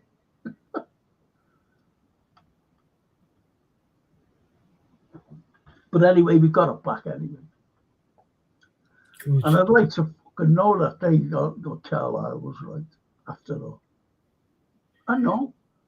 That would be wonderful. It would be wonderful to see an article, but we don't have a paper to our name now. It's all Manchester, edited around Manchester. We have some gloriously fantastic photographers, few still remaining, take photographs, some sensational football photographers, some daily life Liverpool, Merseyside photographers, but they work for a newspaper which is controlled by Manchester. We don't have a voice now. So, Simon, they were offered a job for £20 a week on condition they sacked Stuart Sutcliffe. John Lennon refused and the band left after Lennon had secured Fury's autograph. The Tornadoes were later recruited. Have you got the Tornadoes? They definitely landed on the moon. Russia would have been spying on them at the time. Yep. But that's what I'll do anyway, you know, no matter what you say, Gary, it's a conspiracy theory nevertheless. It really is. There's been documentaries about her and as Gary said, yeah, local stuff, Frank, I love it too. Thank you. I hope you like that one about the lion. yeah. Lion. And I hope you like that one about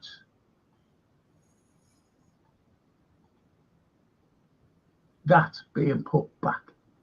That's brilliant. Fantastic. Love it. I just love it. I really do.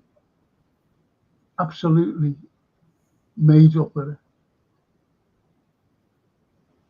Just want to throw this up.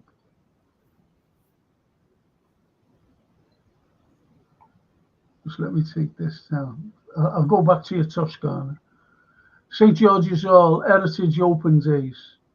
Step into the grandeur of history at the Great Hall, a true gem of our architectural and cultural heritage. When I brought Prince Charles around. Yeah.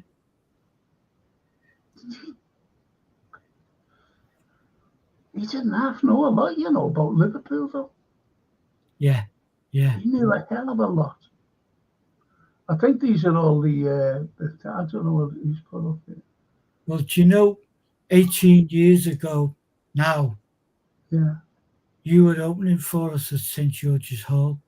You gave a wonderful speech when the Heads hit town. Oh, the Heads, yeah. I don't know whether it was a wonderful speech, but the Heads were wonderful.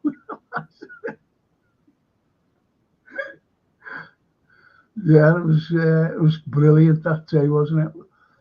Yeah. Wasn't that in the concert room as well? It was, yeah. It was in the concert room. A wonderful speech. And you know what? you know, when you think about it, when we were there, you know, opening up the heads, Charles Dickens gave us penny speeches. Yeah. Yeah. Just, and you know what? That is why that is so important to people, because we're kind of put off going to these legendary buildings because we think, oh, we can't go in there. You know, lots of my family, ladies' family, had never been set foot in St George's Hall. Yeah, it's surprising. And when we did that night, we said, listen, everyone's coming. Get in. No. You see, I knew loads of people, you know, Scousers, who never been inside. And I always remember meeting someone, Scousers, couple, when I was on holiday and chatting to them. And I said, this fella said to me, "You're off the radio, aren't you?" I said, "Yeah." And he said, "Frank." I said, "Yeah." So we're talking, and talking, funny enough, and St George's Hall came about. And he said, "I've never been in there, you know." I said, "St George's Hall?" He said, "No." I said, "Well, listen," I said, "I'll tell you what," I said, "in September," and I gave him the date, say like the 19th, I'm just saying that. The 19th of September, I'm giving a talk. I'm giving a lecture there about, you know, the history of Liverpool. Yeah. I said, "Yeah, there's my number. You know me?" I said, "Ring me up." I said, "I'll get you in. You and, you know, your wife there." So he said, "Really?" I said, "Yeah." He said, "I've never been." That's right. He said, "I've never been in." That's when I found out. She said, "Never been in?" He said, "No." I said, "Well, okay, give me a ring." An hour before I'm giving the talk, I said, "I'll take you around." He said, "Will you?" I said, "Yeah, you and your wife." So what he did, you know, good enough, he rang me. Brilliant. And he said, "Are you still on for that thing next month?" I said, "Yeah." Because it was the end of, you know, he rang me up a few days after I got home. Yeah. So anyway, he came down on the day. At a certain time, I told him. And the queue outside was horrendous. The queue was a big, long queue to get in. And that's when they first started saying, "We'll have to get tickets. We'll have to start doing tickets if Frank's giving a talk." So anyway, I said, "Yeah, come around here." So I went in and I brought them around the hall. And he couldn't get over it. Yeah. And this fellow was in his 50s. He said, "I've Yeah. never been in here." No, He said, "What you show me?" incredible, Frank, because we're kind of put off going because it's like an us and them thing, you know. That's why as we know now, and possibly a lot of our chat now, it's not as easy now to just walk into a building. Look, some you can't get in, but I would urge everyone to take advantage of these heritage open days and go. You know, just go see these buildings because some of them, as we know, are just mind-blowingly beautiful, just absolutely fantastic buildings. Yeah, And of course. if this Of is the only course. we can get in, other than paying a fee, you know, Yeah. brilliant, go for it. And there's Croxtethorpe. Yeah, Unbelievable, that. Absolutely amazing. And on one of my DVDs, I've got, I remember these people doing a reenaction of the Civil War, you know, the battle, and that's on my DVDs. And I filmed it there. That was on that site. wow, So you've got to go there, and that's again, as it says, step back into time and experience the grandeur of one of Liverpool's most treasured landmarks. Yeah. And it is a landmark. Yeah. A Merchant's Coffee House, adjacent to George's Dock, the 1780s, See, the coffee house. we were only kids then, weren't we?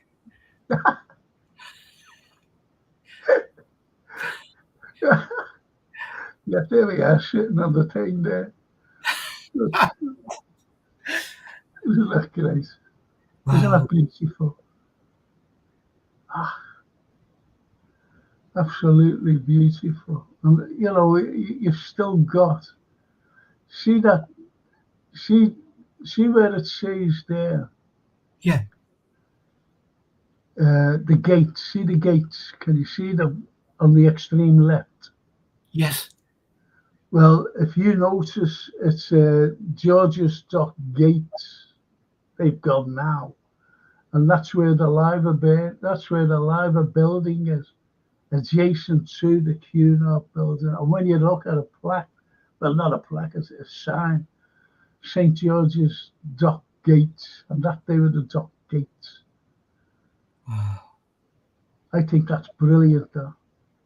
Yeah. Great painting of the So, gates. Herman, didn't you? The castle ditch. That's when they pulled the castle down. Pulled the Oh, castle down. And can you see the church? Just the top of it, Anthony? You know, the white building there, right yeah. in the middle. And you just see the top of a church. Yeah. Yeah. Do I you know what can't. church that is? And it's not the St. George's Church, as we got to know, you know, Wow. that's on Is, the site of the castle, is because that it wasn't even built then. on And Church? what it is, go on. Is that the one on Church Street? Was. Yes, yes, Yeah. yes, St. Peter's. Yeah. Because when you look at it, Oh, it's down that way. God. I God. love things like that. Herman, William. Really love things like that. Oh, Now, I've spoken about this on the DVDs, yeah. and it's called The Great Escape. And people think, you know, well, why is it called The Great Escape? And I said, well, if you see it, it's made of rope, and you know he's holding it because he doesn't want it to get away, and it's just called The Great Escape because some people that actually think it, you're not going to believe this about the film. They said, "Oh, it's called after the film." I said, "No, it's not called after the film, The Great Escape." And that's excuse me. But anyway, it's about really, you know, it symbolizes, you know, the movements of goods and traffic and everything else, the Shire horses. Yeah. That's what it symbolizes. Yeah. Yeah. They were the workforce of Liverpool, weren't they? But For many, without them, and wow. look at that, the landing stage. As a kid, I used to love running down there, you know, to go to New Brighton. Yeah. I loved it, just I running down. Being on the pier head, the noises, the smells, Yes. just And can you notice anything there? yeah. There's no central building, is there? Port of Liverpool and Liver building. And no Cunard, Yeah. no Cunard, because that was the last to go up. That went up. Well, it opened its doors in 1916. And if people look carefully, I've shown people it, you know me, and I've shown people the outside of it, the Cunard, and I've said to them, I said, "Can you see anything?" And they went, "Oh yeah." I said, well, like, they're the signs of the zodiac going right around. Not only that, but also, can you see what they are? And he went, are they some sort of flags? I said, yeah. I said, they're the Allies in the war, First World War, the flags of the Allies. And there's even a Japanese flag there. Wow. I said, what they did there? I said, oh, yeah, the Allies. Do you know what? That is still one of the most awesome sights, coming over on a ferry now. You know, you're jetting on a ferry and coming into the Liver building and, you know, the docks. Yes. It's moved down now to where you get off. But No, that church is St. Thomas's Church. There's a fucking fly in here. I ain't running around, you know, with the fly spray. Terrible. beautiful. Running out of fly spray. Anyway, that church, St. Thomas's Church, and in the background there, with the blue dome, beautiful blue dome, is the 5th Custom House. Wow. Right? Now, Wow. that could have been saved in the war. Yeah. And, you know, John Foster Jr. designed and built that in 1828. And it was bigger than St. George, a lot bigger than St. George's Hall. Not only that, but it had 32 columns. Now, when you look at it, the stone is beautiful. The stone itself. Could you imagine it there today? I can't, Frank. I'm so close to the water. It's like Venice. Oh, It's like facing, yeah, it was like facing the Albert Top. yeah, absolutely. I mean, this is another Herdman and painted in 1855. So not a great deal of time after it was built. But wow, No, yeah, it's just no, that's just no. fantastic. And St. Thomas's Church. Shall I tell you who was buried there? Yeah. No, I love this. He got married there, right? And he got married in a pink velvet suit, right? And as soon as he was married, do you know what he said to his wife? My dear, you can go home now and make dinner while I go hunting. What? What he said. What? What's he saying? That's a Toscana today. Bella Natalia. Your dinner's in the cat. Oh, me. That's what he said. And that was the mole of Edgell. Get away. That was the mole of Edgell. Joseph Williamson. Wow. I did not know that. That's still there today, the Curator's Lodge. It's beautiful. Yeah. Beautiful. And that was built in 1801 because the gardens opened in 1801. And we have to thank one of the greatest of all, Liverpudlian. He brought us a wealth of culture. He brought us Italian art. He brought us all the, you know, these wonderful, different plants, exotic plants that you're never likely to see in your life. Hence the botanical gardens.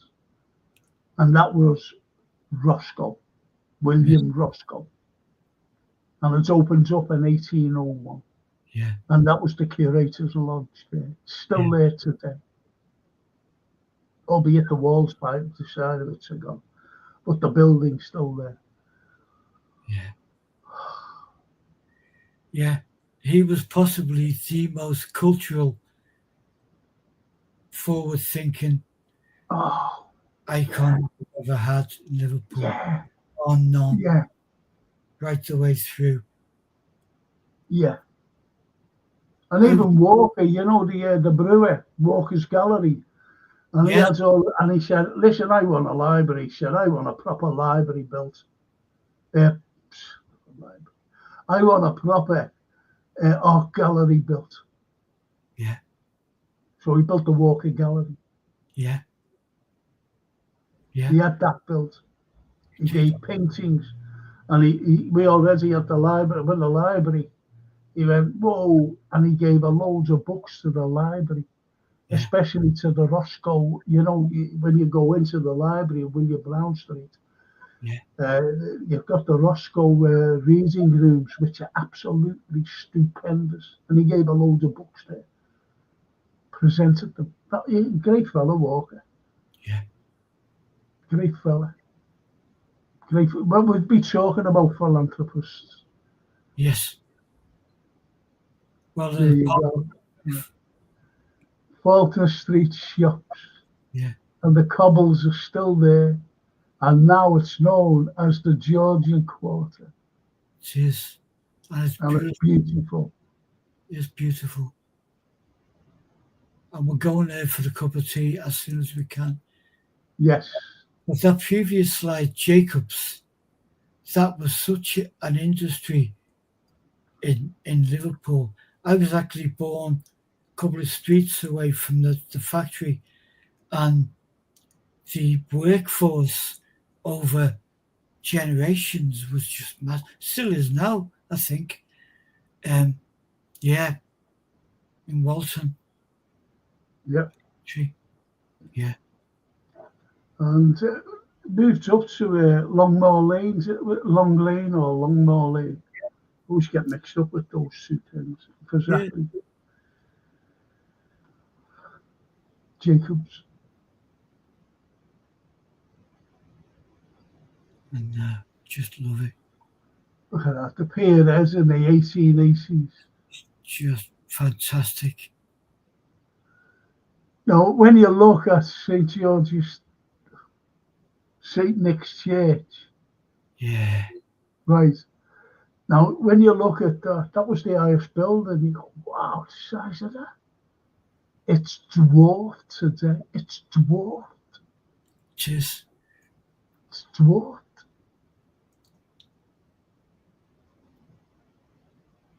Fantastic. Fantastic. And the one next to it on the right, that was the second tower building. Yeah. Because there's only been 3 towers. Yeah. There's only been 3 ever towers on that site. And the first tower, as you know, was around 1260, something like that, even before the first tower. And today's tower, yeah, when you look at the top of it, you've got 3 towers. That represents the 3 towers that was on the site, including the one that's there now today. Yeah, brilliant. That looks tiny, doesn't it, compared to St. Nick's? Yeah, it does. Fantastic. And I can't show you. You can't see this, can you? But on that building, right in between that build, the two, St. Nick's and Tower building, the building at the back of it has the 3rd liver bird on it. Yeah. And it's always had the 3rd liver bird on. Yeah. Do you know that? Because that bird was there before the liver birds on the liver building. Crazy, isn't it? Wow. And that's right there where these people are now. Yeah. That's the liver building right there. right in the middle.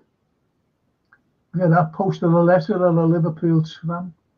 Oh, wow. Posted. You wouldn't believe it, would you, that there was No. post boxes on trams? I just think it's brilliant, absolutely brilliant. It Let's is see what our people are saying before we go. a real glimpse into history. And Toscana says to Simon, I met Billy's mum, Billy Fiore, though. An aunt years ago putting some flowers by a statue. A Spanish family thought it was Elvis, so I explained who it was, and Billy's mum smiled and thanked me. Isn't that lovely? Yeah. Yeah. That is lovely. And Johan says to Toscana, we've had a youth player from the academy in the first team squad for 88 years. Our Scott McTominay made Napoli proud, nominated for the Ballon d'Or, won't win, but quite an achievement. Yes, he has been nominated, but how has he been nominated? I know he's playing well for Napoli. But just a little factoid, says George. Factoid, says George. The Belfast newsletter is the world's oldest surviving daily news at 283 years. They recorded it on the end of the American War of Independence. Fantastic. Yeah, fantastic. Excuse me. That's good. That's brilliant. That. Yeah. And Gary says Mark Chapman will be living in luxury now. That's the lads who murdered John. Wouldn't surprise me. Wouldn't surprise me, Gary. And Johan to Toscana. Sekou Kone, Kai Rooney, Wayne Son are rising talents in the academy now. Good.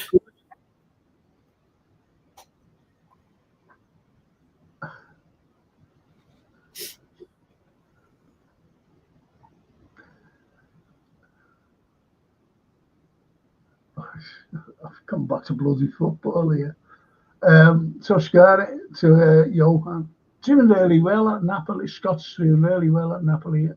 Has learned the language as well as the local dialect. I've seen him interviewed on Italian TV. Like your Mulby Scouse accent. I know. 18.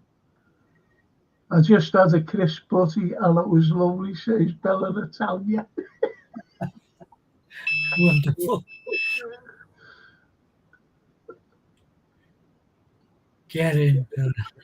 Get it, Bella, says me. Apparently, if you get a piece of bread, take the crust off and put some sugar on, spread it out. It's like eating a cake, but no idea if it is. Well, Sugar butties. That's another one of my man's ones.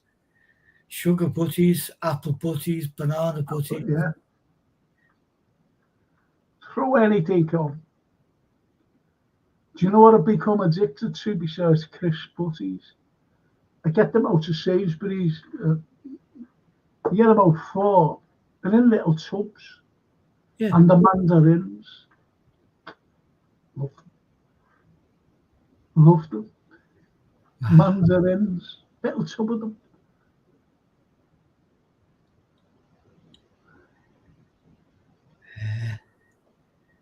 That's because we've given up those days of caviar and everything, Frank. You know, stuff that.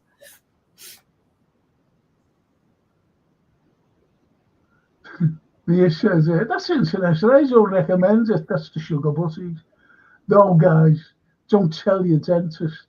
I said, right, we'll tell our dentists. Gary says, I met Albie Wycherley, Billy Fiore's brother. He used to sing. Yeah, he did. He did. Yeah. Albie.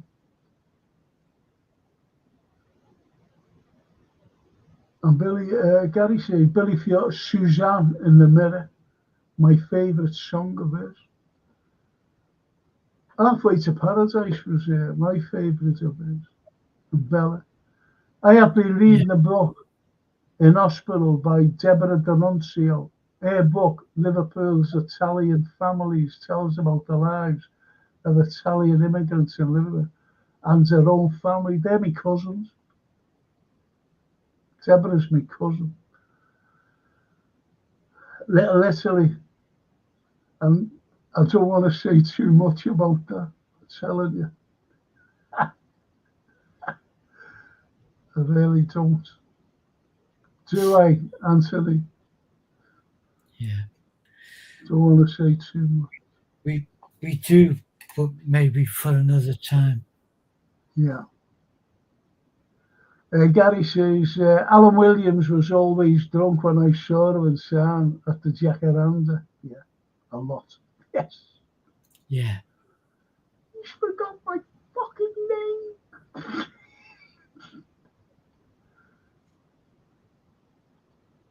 In Toscana, Alan Williams' book, The Man Who Gave the Beatles Away, is a great read. It is a great read, Toscana. It's also between the lines. Obviously, it's a sad read, but it seriously damaged him, I think. But he did some.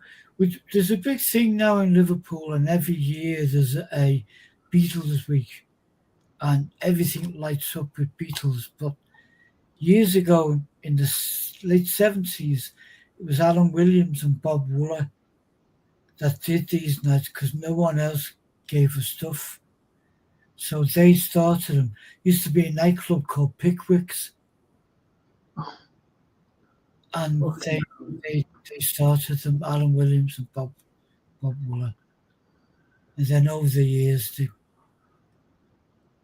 And Toscana says to Bella, I'll have to check that out. I do know that a lot of people from Lucca, my dad's hometown, sailed from Genova to Liverpool and settled. My family's mentioned it, obviously, because we're all related, you see. The Valenti family. That's who my family is.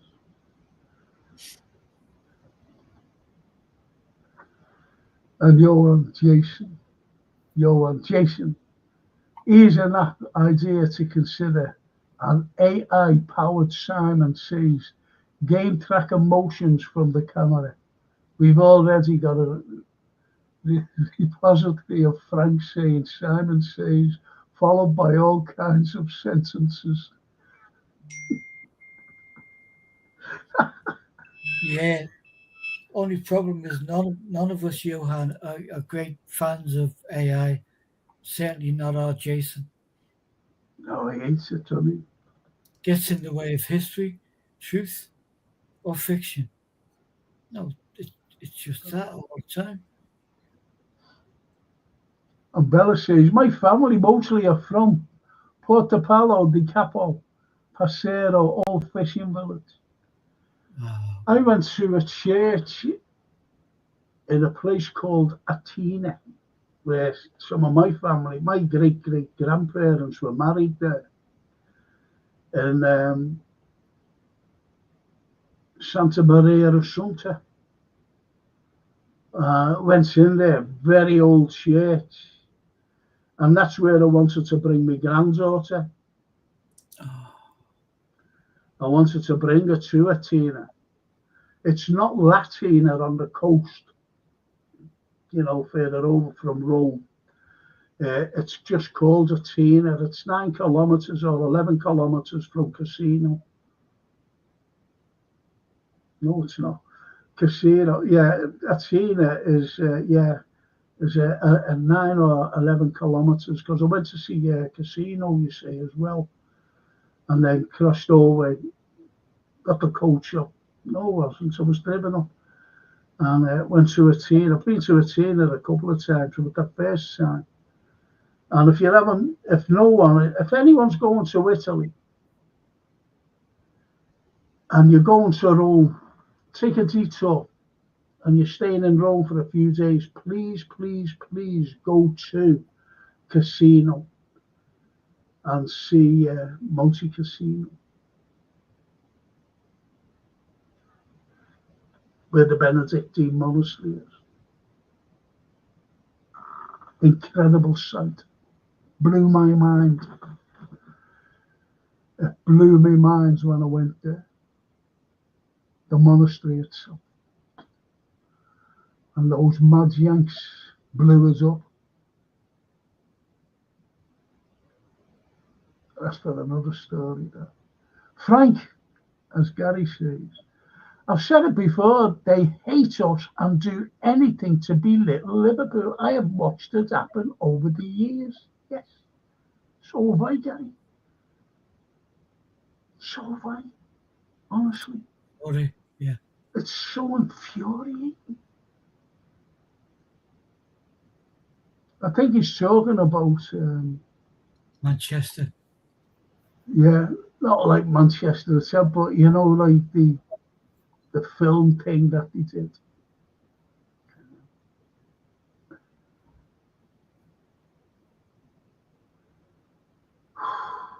Umbrella to that was for you, Toscana. That message about families. And Johan, no offence taken, Frank. It was Liverpool to Manchester Railway. Glad to see historians at least acknowledged it. I haven't known. Can you understand by Johan there?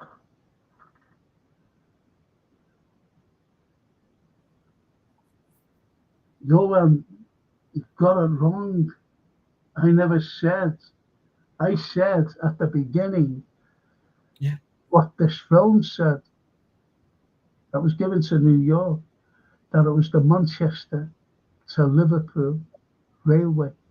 And I kicked off and I said, no, it's the Liverpool to Man.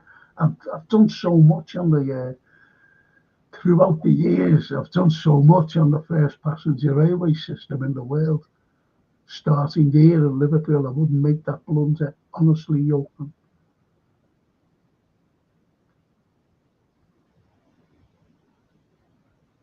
Glad to see historians, unless you're not talking about me, glad to see historians at least acknowledge their blunder. I hope you're not talking about me. No, he's not talking about you.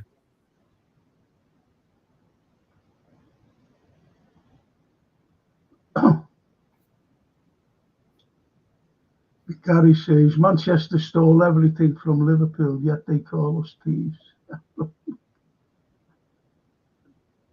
I know, fucking hell.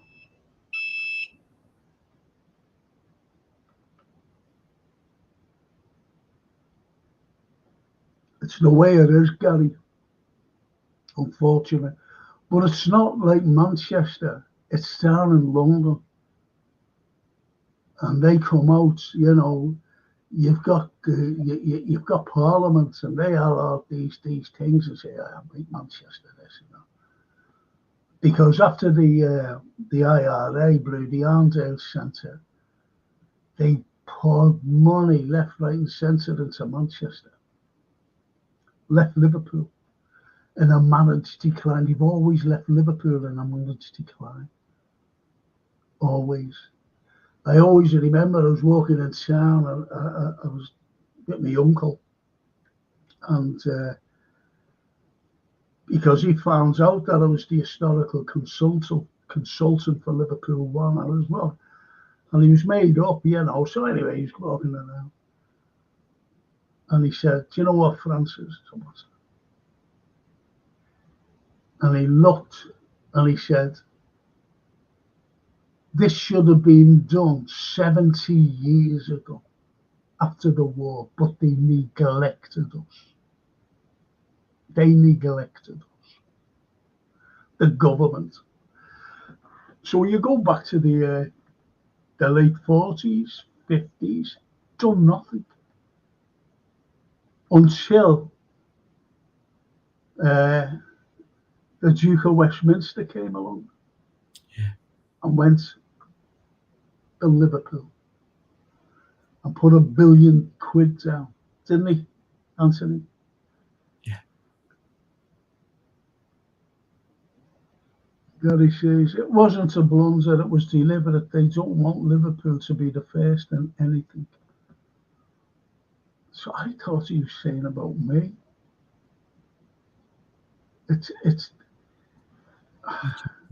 I tell you what it's like. And was it you, Gary, who was saying to me about the sewage system? Yes. And I was watching. Remember that David Dimbleby? Remember him? And he did a documentary on BBC. And he was in Manchester.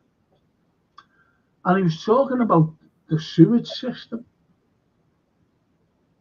And I went, why are they fucking doing this? Got it completely and utterly wrong. Utterly wrong. I said I was here in Liverpool. First time. Because as I mentioned, they were rectangle. The sewage system, they were flat. So anything there coming down, they just stayed there. And this is where all the diseases was coming from. Yeah. Until they brought in Dr. Duncan and brought in James Newland. And he rounded the bottom off, but put us on a slant. And it was here in Liverpool he did it. And he's going around, David Timmer. I don't know where they get this stuff from. But I'm glad Johan, says, historians get it wrong, but it's not. It's these fucking stupid people. I think in part you were exactly right before when you said there's a central thought process in London, which is determined that the north of England, the woman for north of England should be Manchester, because we've got a direct link between London, Manchester, cut everything else out. Yeah. And that's what they've done.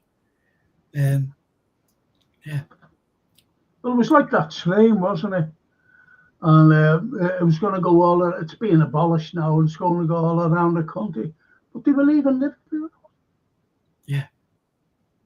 Yeah. How many people?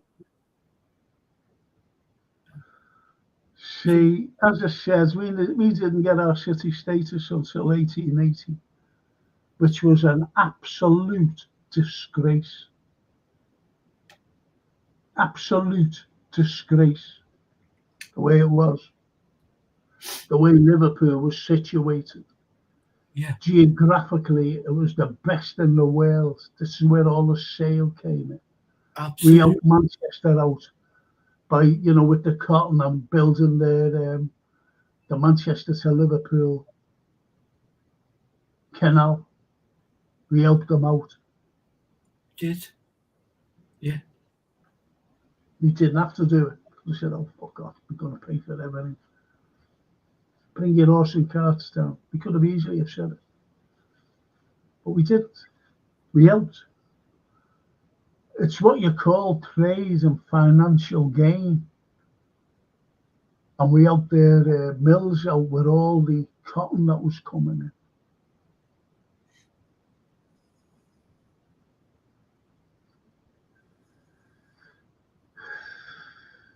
Toscana. Thank you, Bella Italia.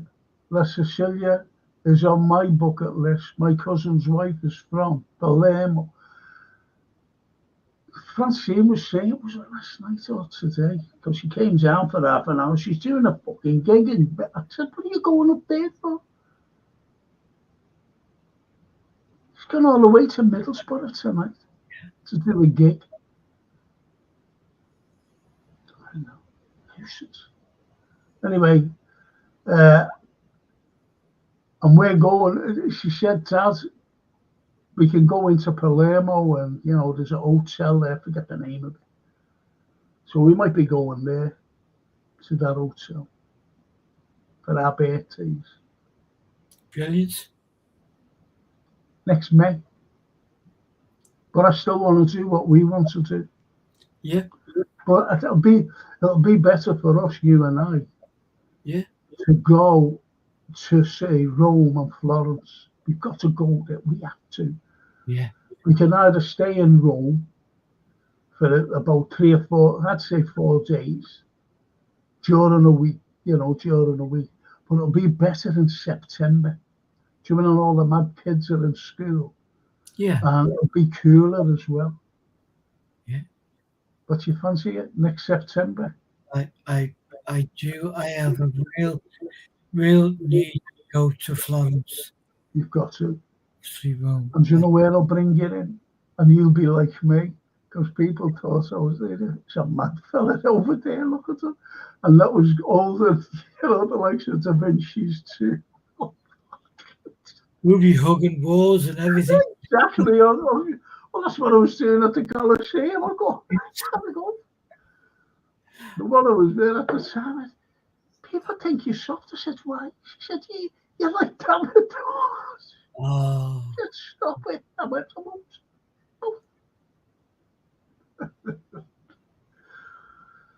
I just love it.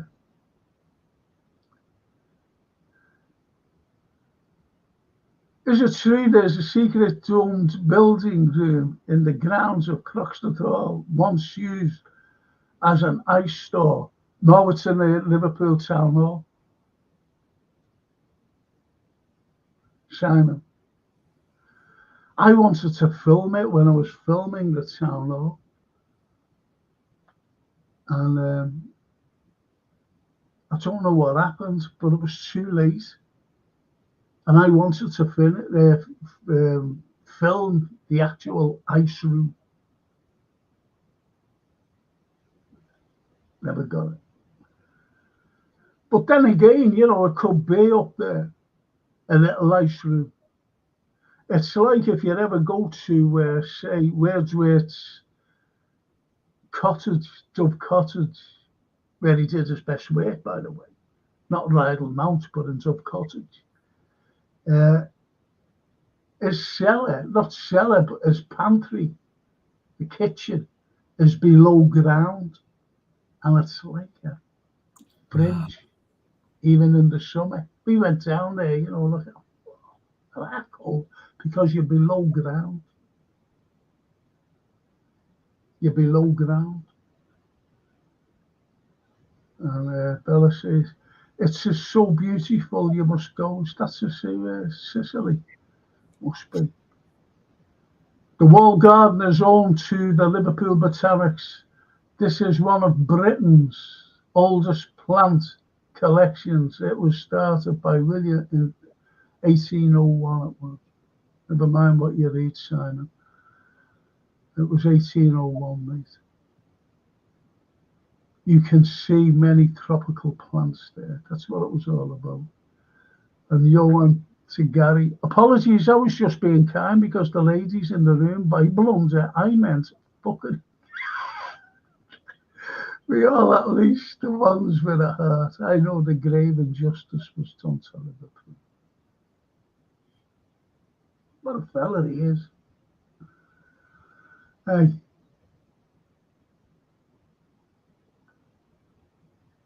And Bella says, Franco and Anthony, I've been to Croxton Hall. It is so interesting. Yeah. yeah. So many places, Bella, that and we, as locals and live here, we walk past week in, week out. We don't go in. I love Speak Hall. I love, obviously, the Town Hall, St George's Hall. Yeah. Speak Hall's beautiful, isn't it? But you know what? We went, Tony Snell and myself went down to put us on a DVD. You're not going to believe that's what I'm going to tell you. We went down to film it, put us on the DVD. And anyway, we went and we said, well, yeah, we film over there, film there, film here, and whatever. And you know, the pre-Stein places as well in there. Yeah. We film all that.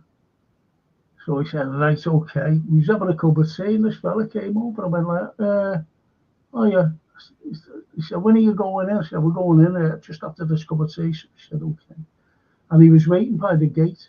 I'm not going to fucking believe this, what I'm going to tell you. Now, we're filming, right?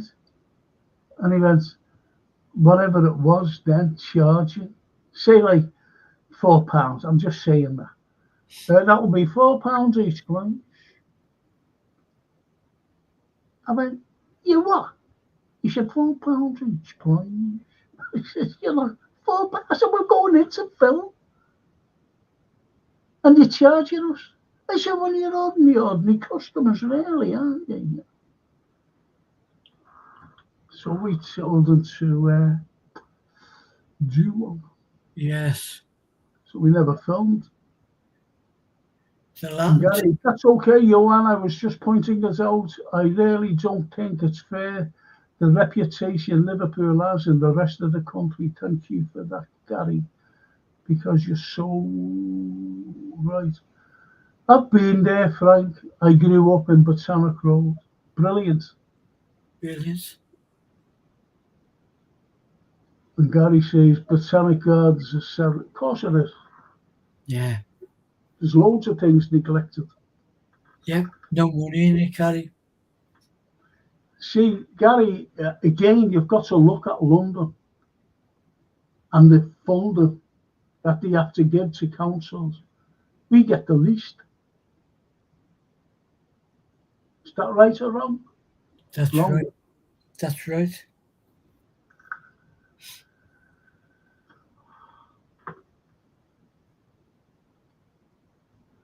And Simon says, Gary, I've lived here 2 decades and learned so much about the history, the culture, and the links to the literature for this great city through this podcast. It's simply ignorance and jealousy. Yeah. Yeah. If Charles Dickens says that this is the greatest city. Yeah. He loved it. And also, do you ever remember him when he said where he was staying at the Adelphi, the original Adelphi? He says it's the finest hotel in the world. You can't say that about. And I mentioned that, and someone said, "Oh, you said it." I said, "No, not this one. Yeah. Not the one we have now." I said, "The original one." I would love to see some footage of the original. I've got it. I've got it. Wow. I've got it. What's that? Because Dickens used to, if Dickens was doing a reading in Kendal or somewhere, Yeah, just carry on talking.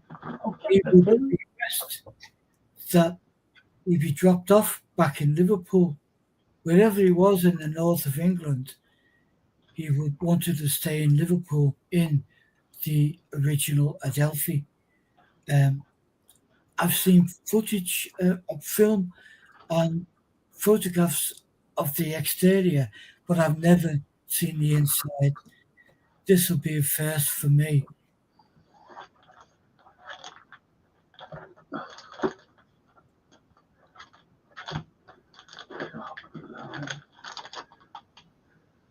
Excuse me. Yeah, this isn't it. This isn't it. But I'm just going to show you the picture. Look at that picture. That's of St. Nick's and the tower building. Beautiful. And you see can't see it. There's a bridge there. There's a bridge. Yeah.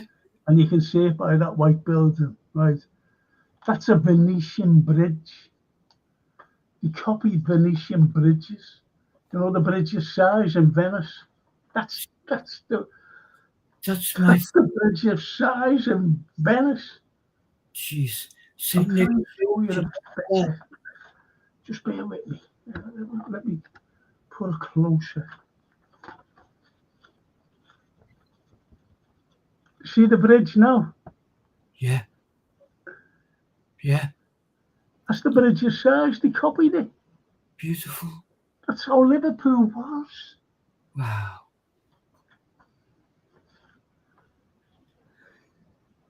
Based on what we've talked about, about the Irish and the Italian Chinese coming in to Liverpool. You like to think that this was a educated group of Italians who said, this is what's going to make the city look absolutely fantastic Yes. and present these alternatives.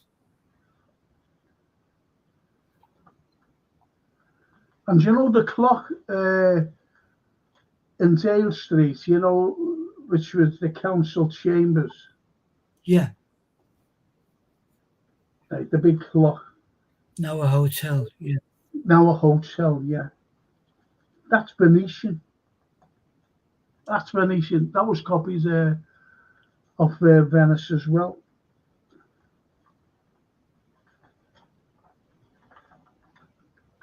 this is the beauty of open-minded architects. Oh, do you know what I hope I've got is here, you know. I have got a picture of it. I hope I put us in here. I'm fucking good, mate. I'm fucking good, mate. You're gonna love me for this, aren't you? You're gonna love me for this, mate. And you're gonna say, Frank, I love you forever. You know what to do anyway. Thank you, Ellen. You get us out of here.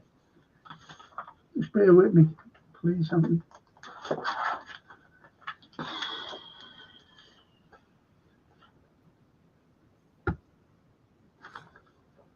I hope you can see it here.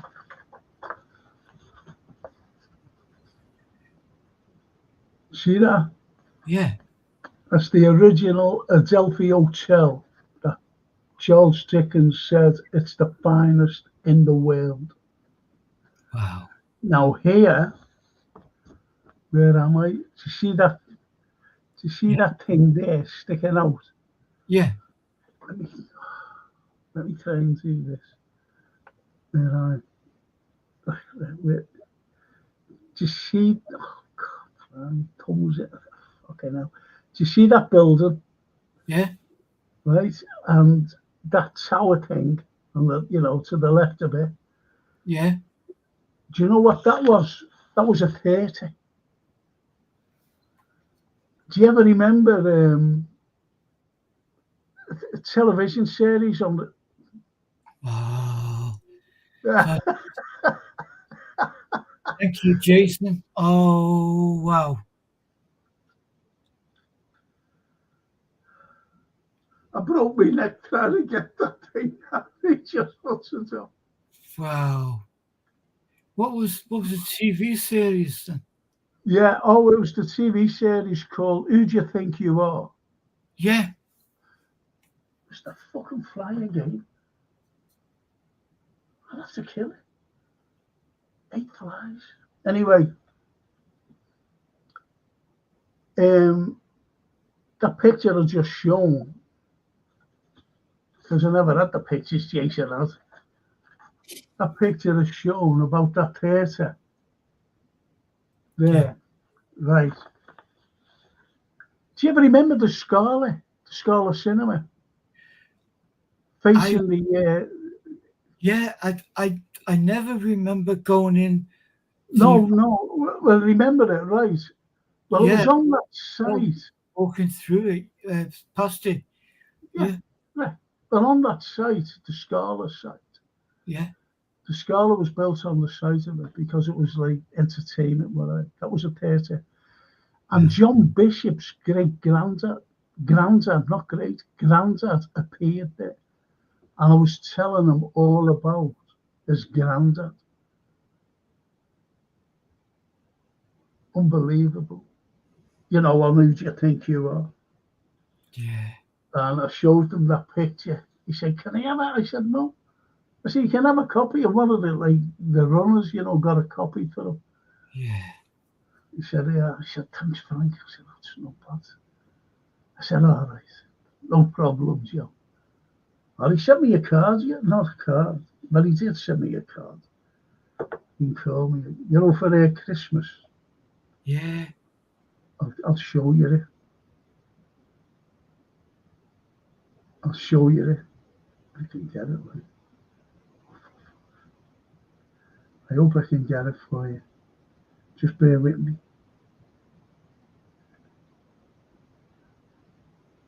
The Bish. It's on the Bish. They said to me, you know, we've got a historian there, Frank Carlyle. He said, I know Frank well. You know, to do who you think you are. Yeah. And they said, oh, do you know him? Yeah, no, Frank. Which was nice. Fuck.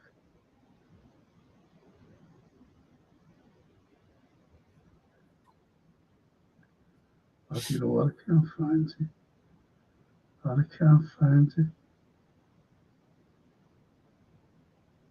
Oh, I can't find it, you know. It might take too long.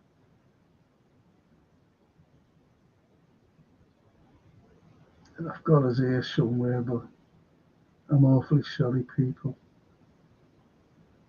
Oh, yeah, I've got it. He sent me a Christmas card, right? And it was a still. Can I take this off?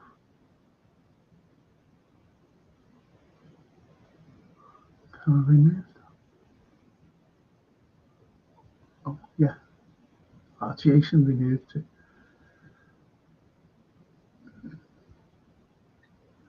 It's a Christmas card, right? Oh, And, you know, you can't see the writing on it. And no. it's got Merry Christmas, Frank. Merry Brilliant. Christmas. See there, but it's written on the back. Yeah. Me and John doing there. Who's you think you are? Fantastic. Me and the Bish. Yeah.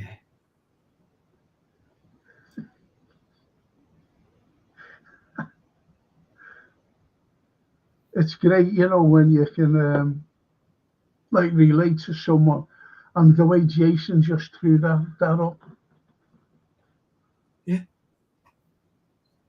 I'll have to go through some of these and then we'll finish.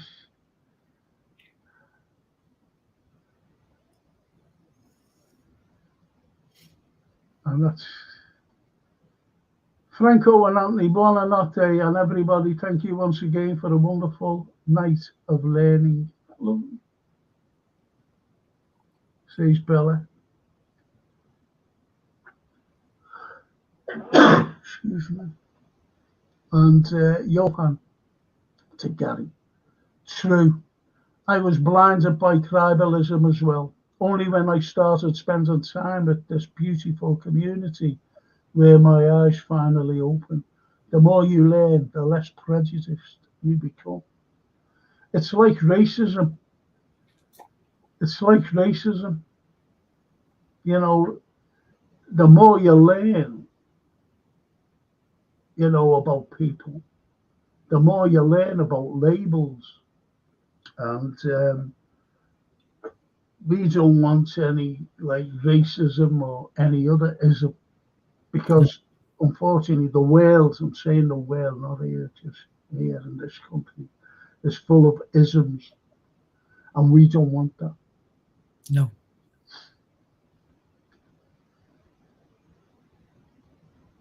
Simon says schools today should have their curriculum to teach kids about the rich history and culture they are being born into. I'm proud of the roots, stroke heritage, and how Liverpool influenced the world. Cracker. Great comment. And Gary says, Simon, definitely ignorance. Even people who have never been slag off the city, going by what they have heard. Yeah. Yeah.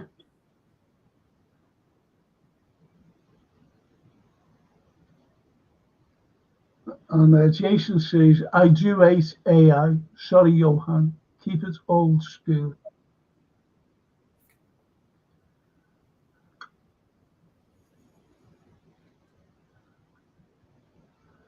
Frank, are you related to Mark? Yeah, cousin. He will be in his 50s now and grew up in the Wirral like that. Yeah, you're right. Yeah, his dad it's spelt, you know, where you've got the L-A, it's V-O-L-A-N-T-E. It's vol. Means flying, actually. Well, there's my granddad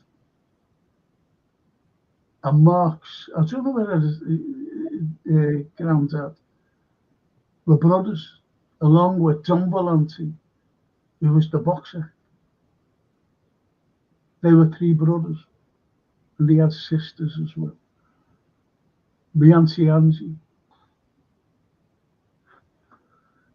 She used to laugh one minute and cry, all in the same breath. Brilliant she was. Proper Italian. We know it's as the Liverpool Manchester Railway today. I mean, the Richards who went ahead with the colonialist propaganda, demeaning all the time. Johan, honestly, it's just. I'm not saying we've become used to it, if you know what I mean. And Johan, Liverpool to Manchester, not the other way around.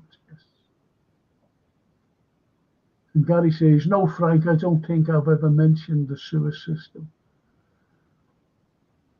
Did I say you did? Oh, no. Oh, yeah. Yes, someone asked me about it. I forget who it was. I forget who it was. It was only last week. Was it George Sick? No, it wasn't. I think it was, yeah, it could have been George Sick that he read something of it.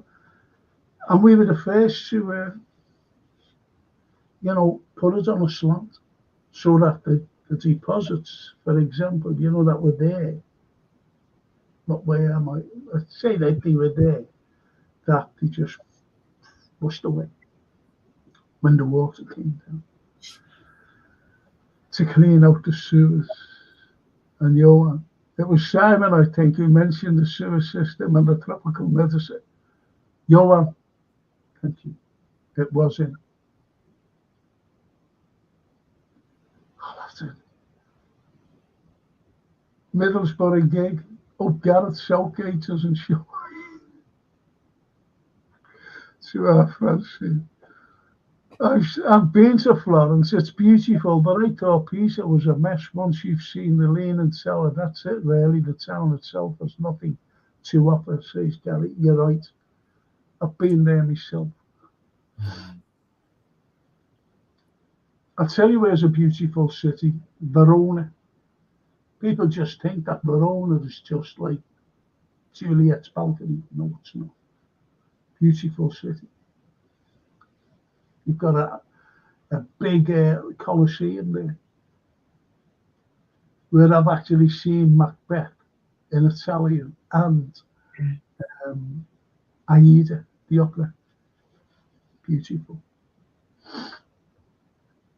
Jason says, there's an old ice store on the grounds of Croxted Park. Walk past it often.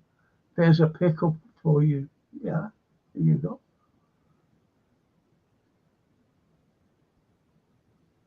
And Simon says, Johan, one of the chat who came on last night asked about the sewer system, and Frank demonstrated basically what he did tonight, talking about the design and how they operate. Thank you. Thank you. So you must go to Florence, stunning city. September, a great month. I'm busy and peculiar. I was there last year. It's only about an hour and a half on the train to Lucca, which you could see in one day.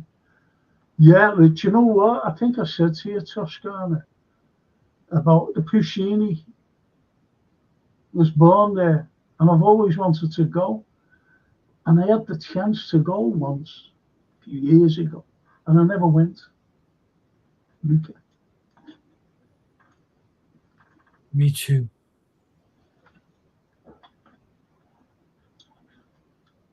And see, when I could drive, I would never drive in Italy. I wouldn't drive anywhere. Good matter this. Wouldn't drive.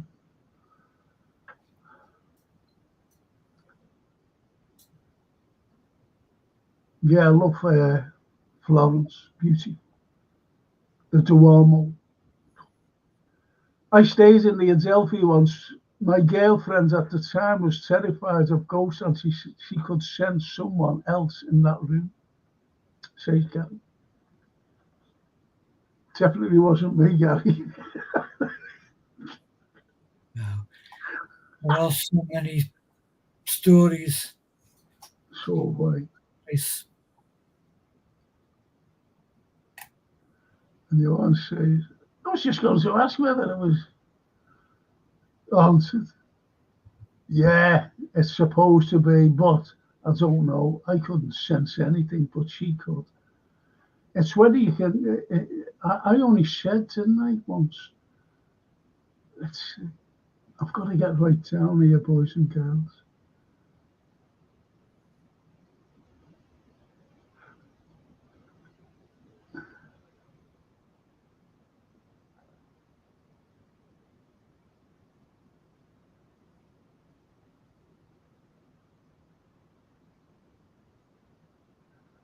Right. I've got a. Oh, yeah. Not Lavernal. I ate all that graffiti. Yeah, why did he do it? I understand that. I'll be getting back to you on that thing there, mate. I will leave you with two jokes. Joke one. Went into a shop and I said, can someone sell me a kettle? The bloke said, Kenwood. I said, where is he then?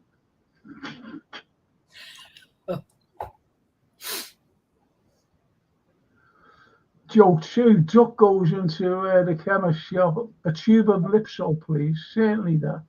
Certainly, that will be 50 pence. Put us on my bill, please. Night, Franco, Anthony, and Chef. good night, Simon. And that's the lovely Tosca. Gary, no, not Livorno. I ate all that graffiti. I ate the yeah. Question for the boys says, Lady J, photographer. And he says, question for both of them. If you went round, I'm Liverpool in a group, where would you take them first? Hang on, let's try and put that in perspective. Right, question for you both. If I went round Liverpool in a group, where would you take them first? So many historic hotspots in Liverpool. There's loads. There's lots, Lee. There's lots, lad. Where would you take them most? Well, probably starting from Lime Street, St George's Hall, walking down William Brown Street into, and then once you're in. See, you could either go either way. You could go down Dale Street, or you could go down and go along Whitechapel into Victoria Street, and then do a right and up to Hugh Street. Yeah, there's loads, but yeah, as Anthony says, you've got to go. You've got to start off with William Brown Street. You've got to start off with the. Just a wow. Yeah, you've got to start off with St George's Hall Plateau. That's where you start off with the lions there, and then it just takes you, and you just follow the buildings. Just follow the buildings, and you'll come across them, and you'll go wow, wow, wow, wow, wow. And if you're a photographer, you take pictures.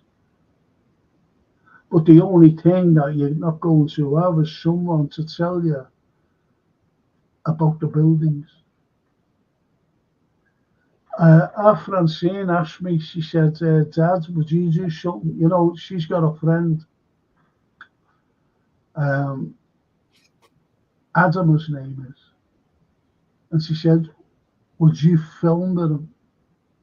I said, yeah. I said, but it has to be on a clear day, sunny day. She said, because he's just going to ask you questions at different spots. I said, okay. So I'll be doing that very soon. Fab. It'll just go out on YouTube. Brilliant. And Jason says, Lee, I'm predicting they both say William Brown Street. There you go. Yoa. Thank you, Frank, Anthony, Jason, legends, for another great. Take care, legends, and have a great night. Jason, consider the app idea. JK, I know you hate A1. AI, I'm sorry, as I do. Yeah, it's becoming a farce. There he is. The lovely Tuscana. Grazie, Franco, Anthony, and everyone for a great evening. Oh, thank you for staying with us. Thank you, Mille Tuscan. grazie. Mille grazie. And try to, all you know, you lovely people, try and join me tomorrow for the current affairs, which will be mind-boggling. Jason and William Brown Street. Sure. Jason says, you can do a full 360-degree spin of William Brown Street and be blown away everywhere you look, says Jason. Yeah. Yeah, almost. And there's something there, well, there's two things there. That's my favourite piece of history. My favourite piece of history. And you know, where you can see from William Brown Street. Yeah. I'll just say, do you see that?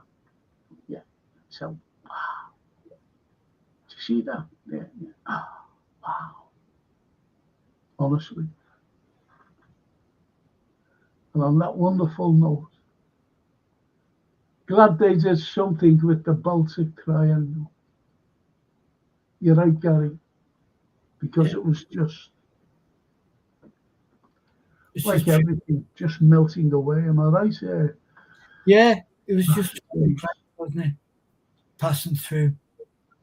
But now it's different, vibrant, you know. Yep. And they're still working on it, which is great, you know.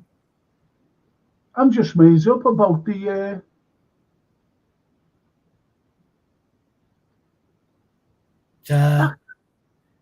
That is fantastic, the way they're putting it back as was.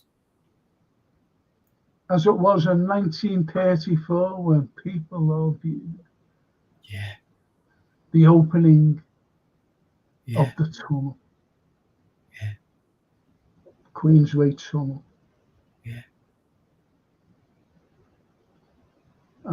Christopher, like Frank and Anthony and Jason and everyone, up the history. That's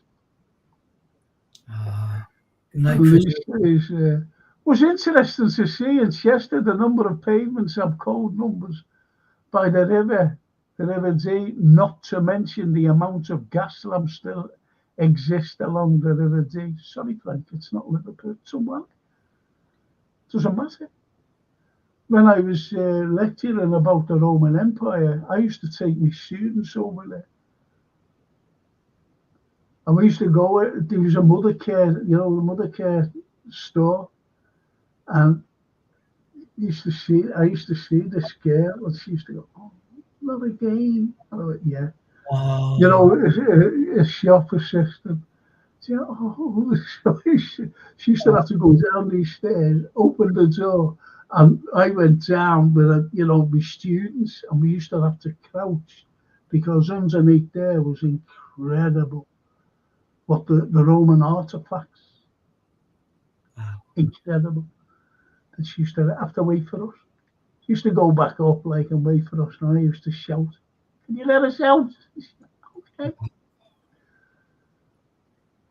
So, yes, there's a big amphitheatre there as well, but they built a car park instead in Chester. Just amazing, that's all. Yes. Are there any gas lamps in Liverpool? Yeah, there's quite a few actually. Go along Rodney Street. Yeah. Go along Queen Avenue. There's loads. Go up. There's lots of them. There's lots of them. It'll surprise you how many gas lights. More so than Chester. But you have to find these wonderful places, like the Georgian Quarter, for example. Yeah.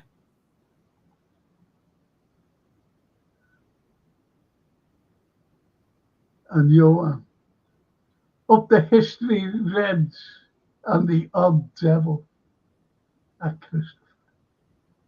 And on that wonderful, wonderful note, thank you so much, everybody, for joining us. And if you want to see Anthony's work, there it is. Search Facebook, Instagram, or Google for Anthony Brown Art. It's absolutely beautiful. I'm telling you now, this wonderful man of ours. And as Lee says, love to go along, see them. Love to visit the photography studio by Liverpool Cathedral. Looks interesting. And you're talking about East Chambray Hardman. That's what you're talking about. In the very area where you get the gas lamps and everything else in it. And that's where the gas lamps, as Anthony says, are. Rodney Street, where that is, it's so full of history. That's what I mean. It's a pity. Pity I wasn't there for you. Tell you everything about them. And the most famous people from there. Like Gladstone. Like Sarah Biffin. Yeah. Even Roscoe, he was born there. Yeah. He was born there. Yeah. Well, just down the road is the pub that bears his name. I mean, he lived there. I'm sorry today. He was the first to live in there. His house got us up there, you know, the very first house built on Rodney Street. Yes, and he was only born around the corner next to the Everyman on the pub. Yeah. The pub. Yeah. But anyway, I've got to finish. And yes, the museum. Go there, Lee. You won't be disappointed. East Chambray Hardman, one of the most. Do you know what? They were just selling us off to Wolverhampton. Did you know that, Anthony? You know what was work and everything? Chambray Hardman's work. Yeah. Did you know that they were selling us off to Bradford? Bradford. Is that a real thing? What are you doing? No. Yeah. Behave yourself. I'm telling you. Stays there. No, that was a gone. That was a being gone, finished, flamboozled, bump. At such a. His photographs alone are such. Well, things. In every frame is like. Oh.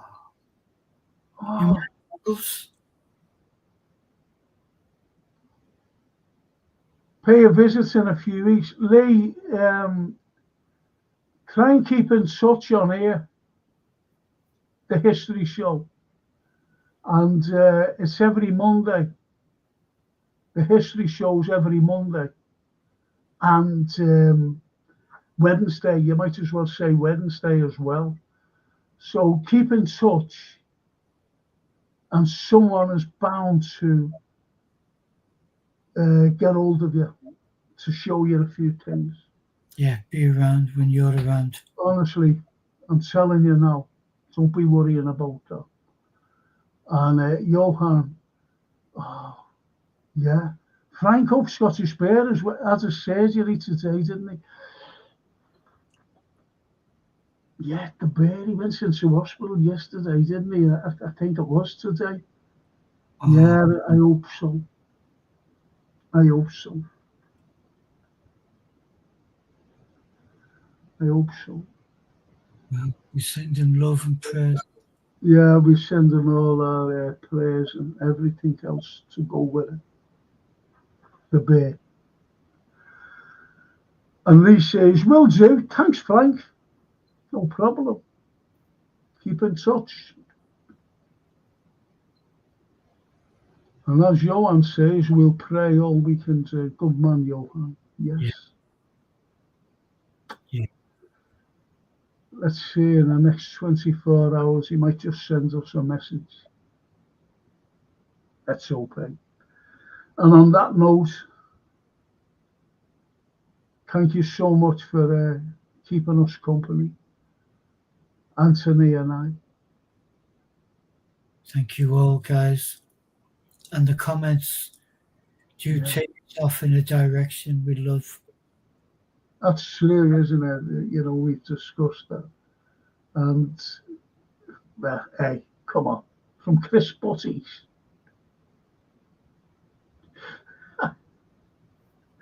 From Chris Butties to the East Chambray Hardman's Museum. You can't get any better than that, can you? Yeah. Absolutely brilliant. And as Gary the Rigby says, good night, gents. Good night. Thank you. First time being called a gent for a while. Isn't it the first time we've been called gents for a while? Actually. It's nicer than being called geriatrics and whatever. Geriatrics. And Little me. fossils. Fossils, yeah. Fossil, we call them fossils and everything. And on that wonderful note, thank you, Anthony. Thank you, Frank. Once again, it's been a And pleasure. we've got to thank Jason, as you know, Anthony. Definitely. Our chief goal scorer. Chief goal scorer, yeah. He just put them in the back of the net, doesn't he? When we need something. Yeah. And also, the most important people is there, Anthony. We've got to thank. Our wonderful chatters, our wonderful friends who join us. Thank you all. Brilliant. Listen to this. Johan, you are a history red, says Christopher. Johan, from Chris Butties to Shakespeare, we're versatile. Got it all here. Oh, no, fantastic. From Chris Butties to Shakespeare. Well, it's true, isn't it? It's true. God knows what I'll be tomorrow night. And Lee says, good night, and thank you for a great broadcast. Looking forward to the next cast. Have a great weekend. Thank you. Mille grazie. And Johan to Christopher. Lovely. So try and join me tomorrow night for the current affairs and whatever it is they'll be talking about. I bet you Chris Butties will be... well, to Chris Butties. You might have a telephone now. Oh, blimey, sneezing now. Don't know what it is, you know. Anyway, I've got to finish, boys and girls, and we'll see you tomorrow. Mille grazie. Ci vediamo. A domani sera. Ciao.